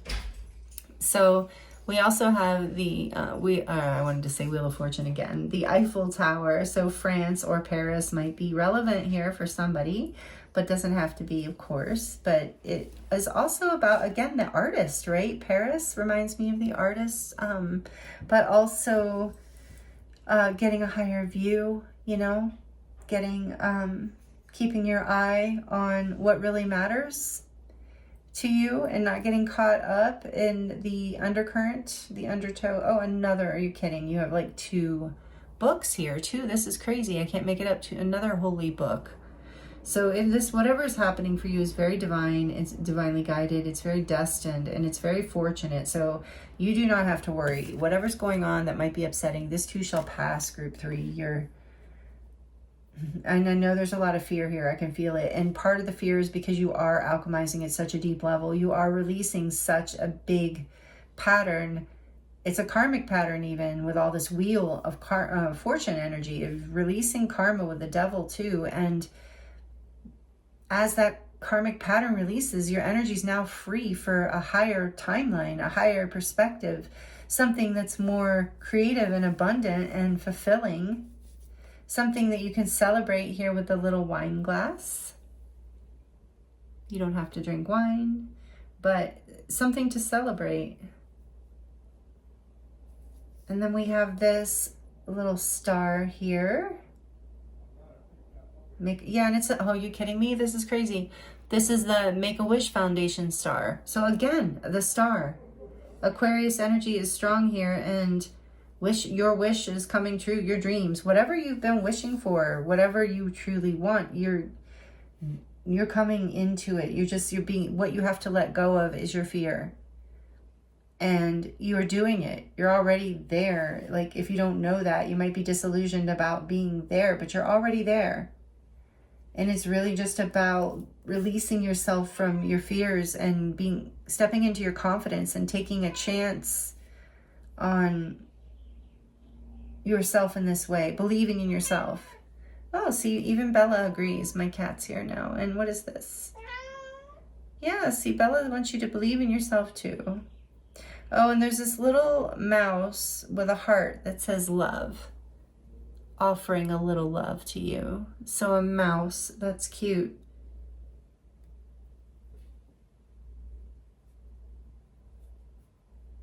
So again, that innocent little page, something sweet, some innocent offering of love is coming in, or an innocent offering of apology. There's a wish coming true here, however that resonates. And it's someone you have soul ties to or will develop soul ties to, with this last but not least little string coming out for you, group 3. So these are what I have for you in the charms and in the messages I have for you, group 3, for your reading in this new moon in Taurus. Here's a close-up of your charms. I hope these messages were helpful for you. I thank you so much for joining me here and allowing me to read for you. It's an honor and a pleasure as always. I really appreciate you. This is really beautiful. Let me know how it resonates if you would like to share in the comments. I thank you so much for being here and all that you give back to the channel. I appreciate you so much. And if you would like to dive deeper into your own personal situation, I am available for private readings, and the link for that is in the description box below. It will take you to my website, where you can choose from a variety of different readings, as well as healing sessions or anything else. You can kind of just look around my website if you haven't been there before. So thank you so much, group 3. I appreciate you. I'm sending you so much love and many blessings, and I look forward to seeing you next time.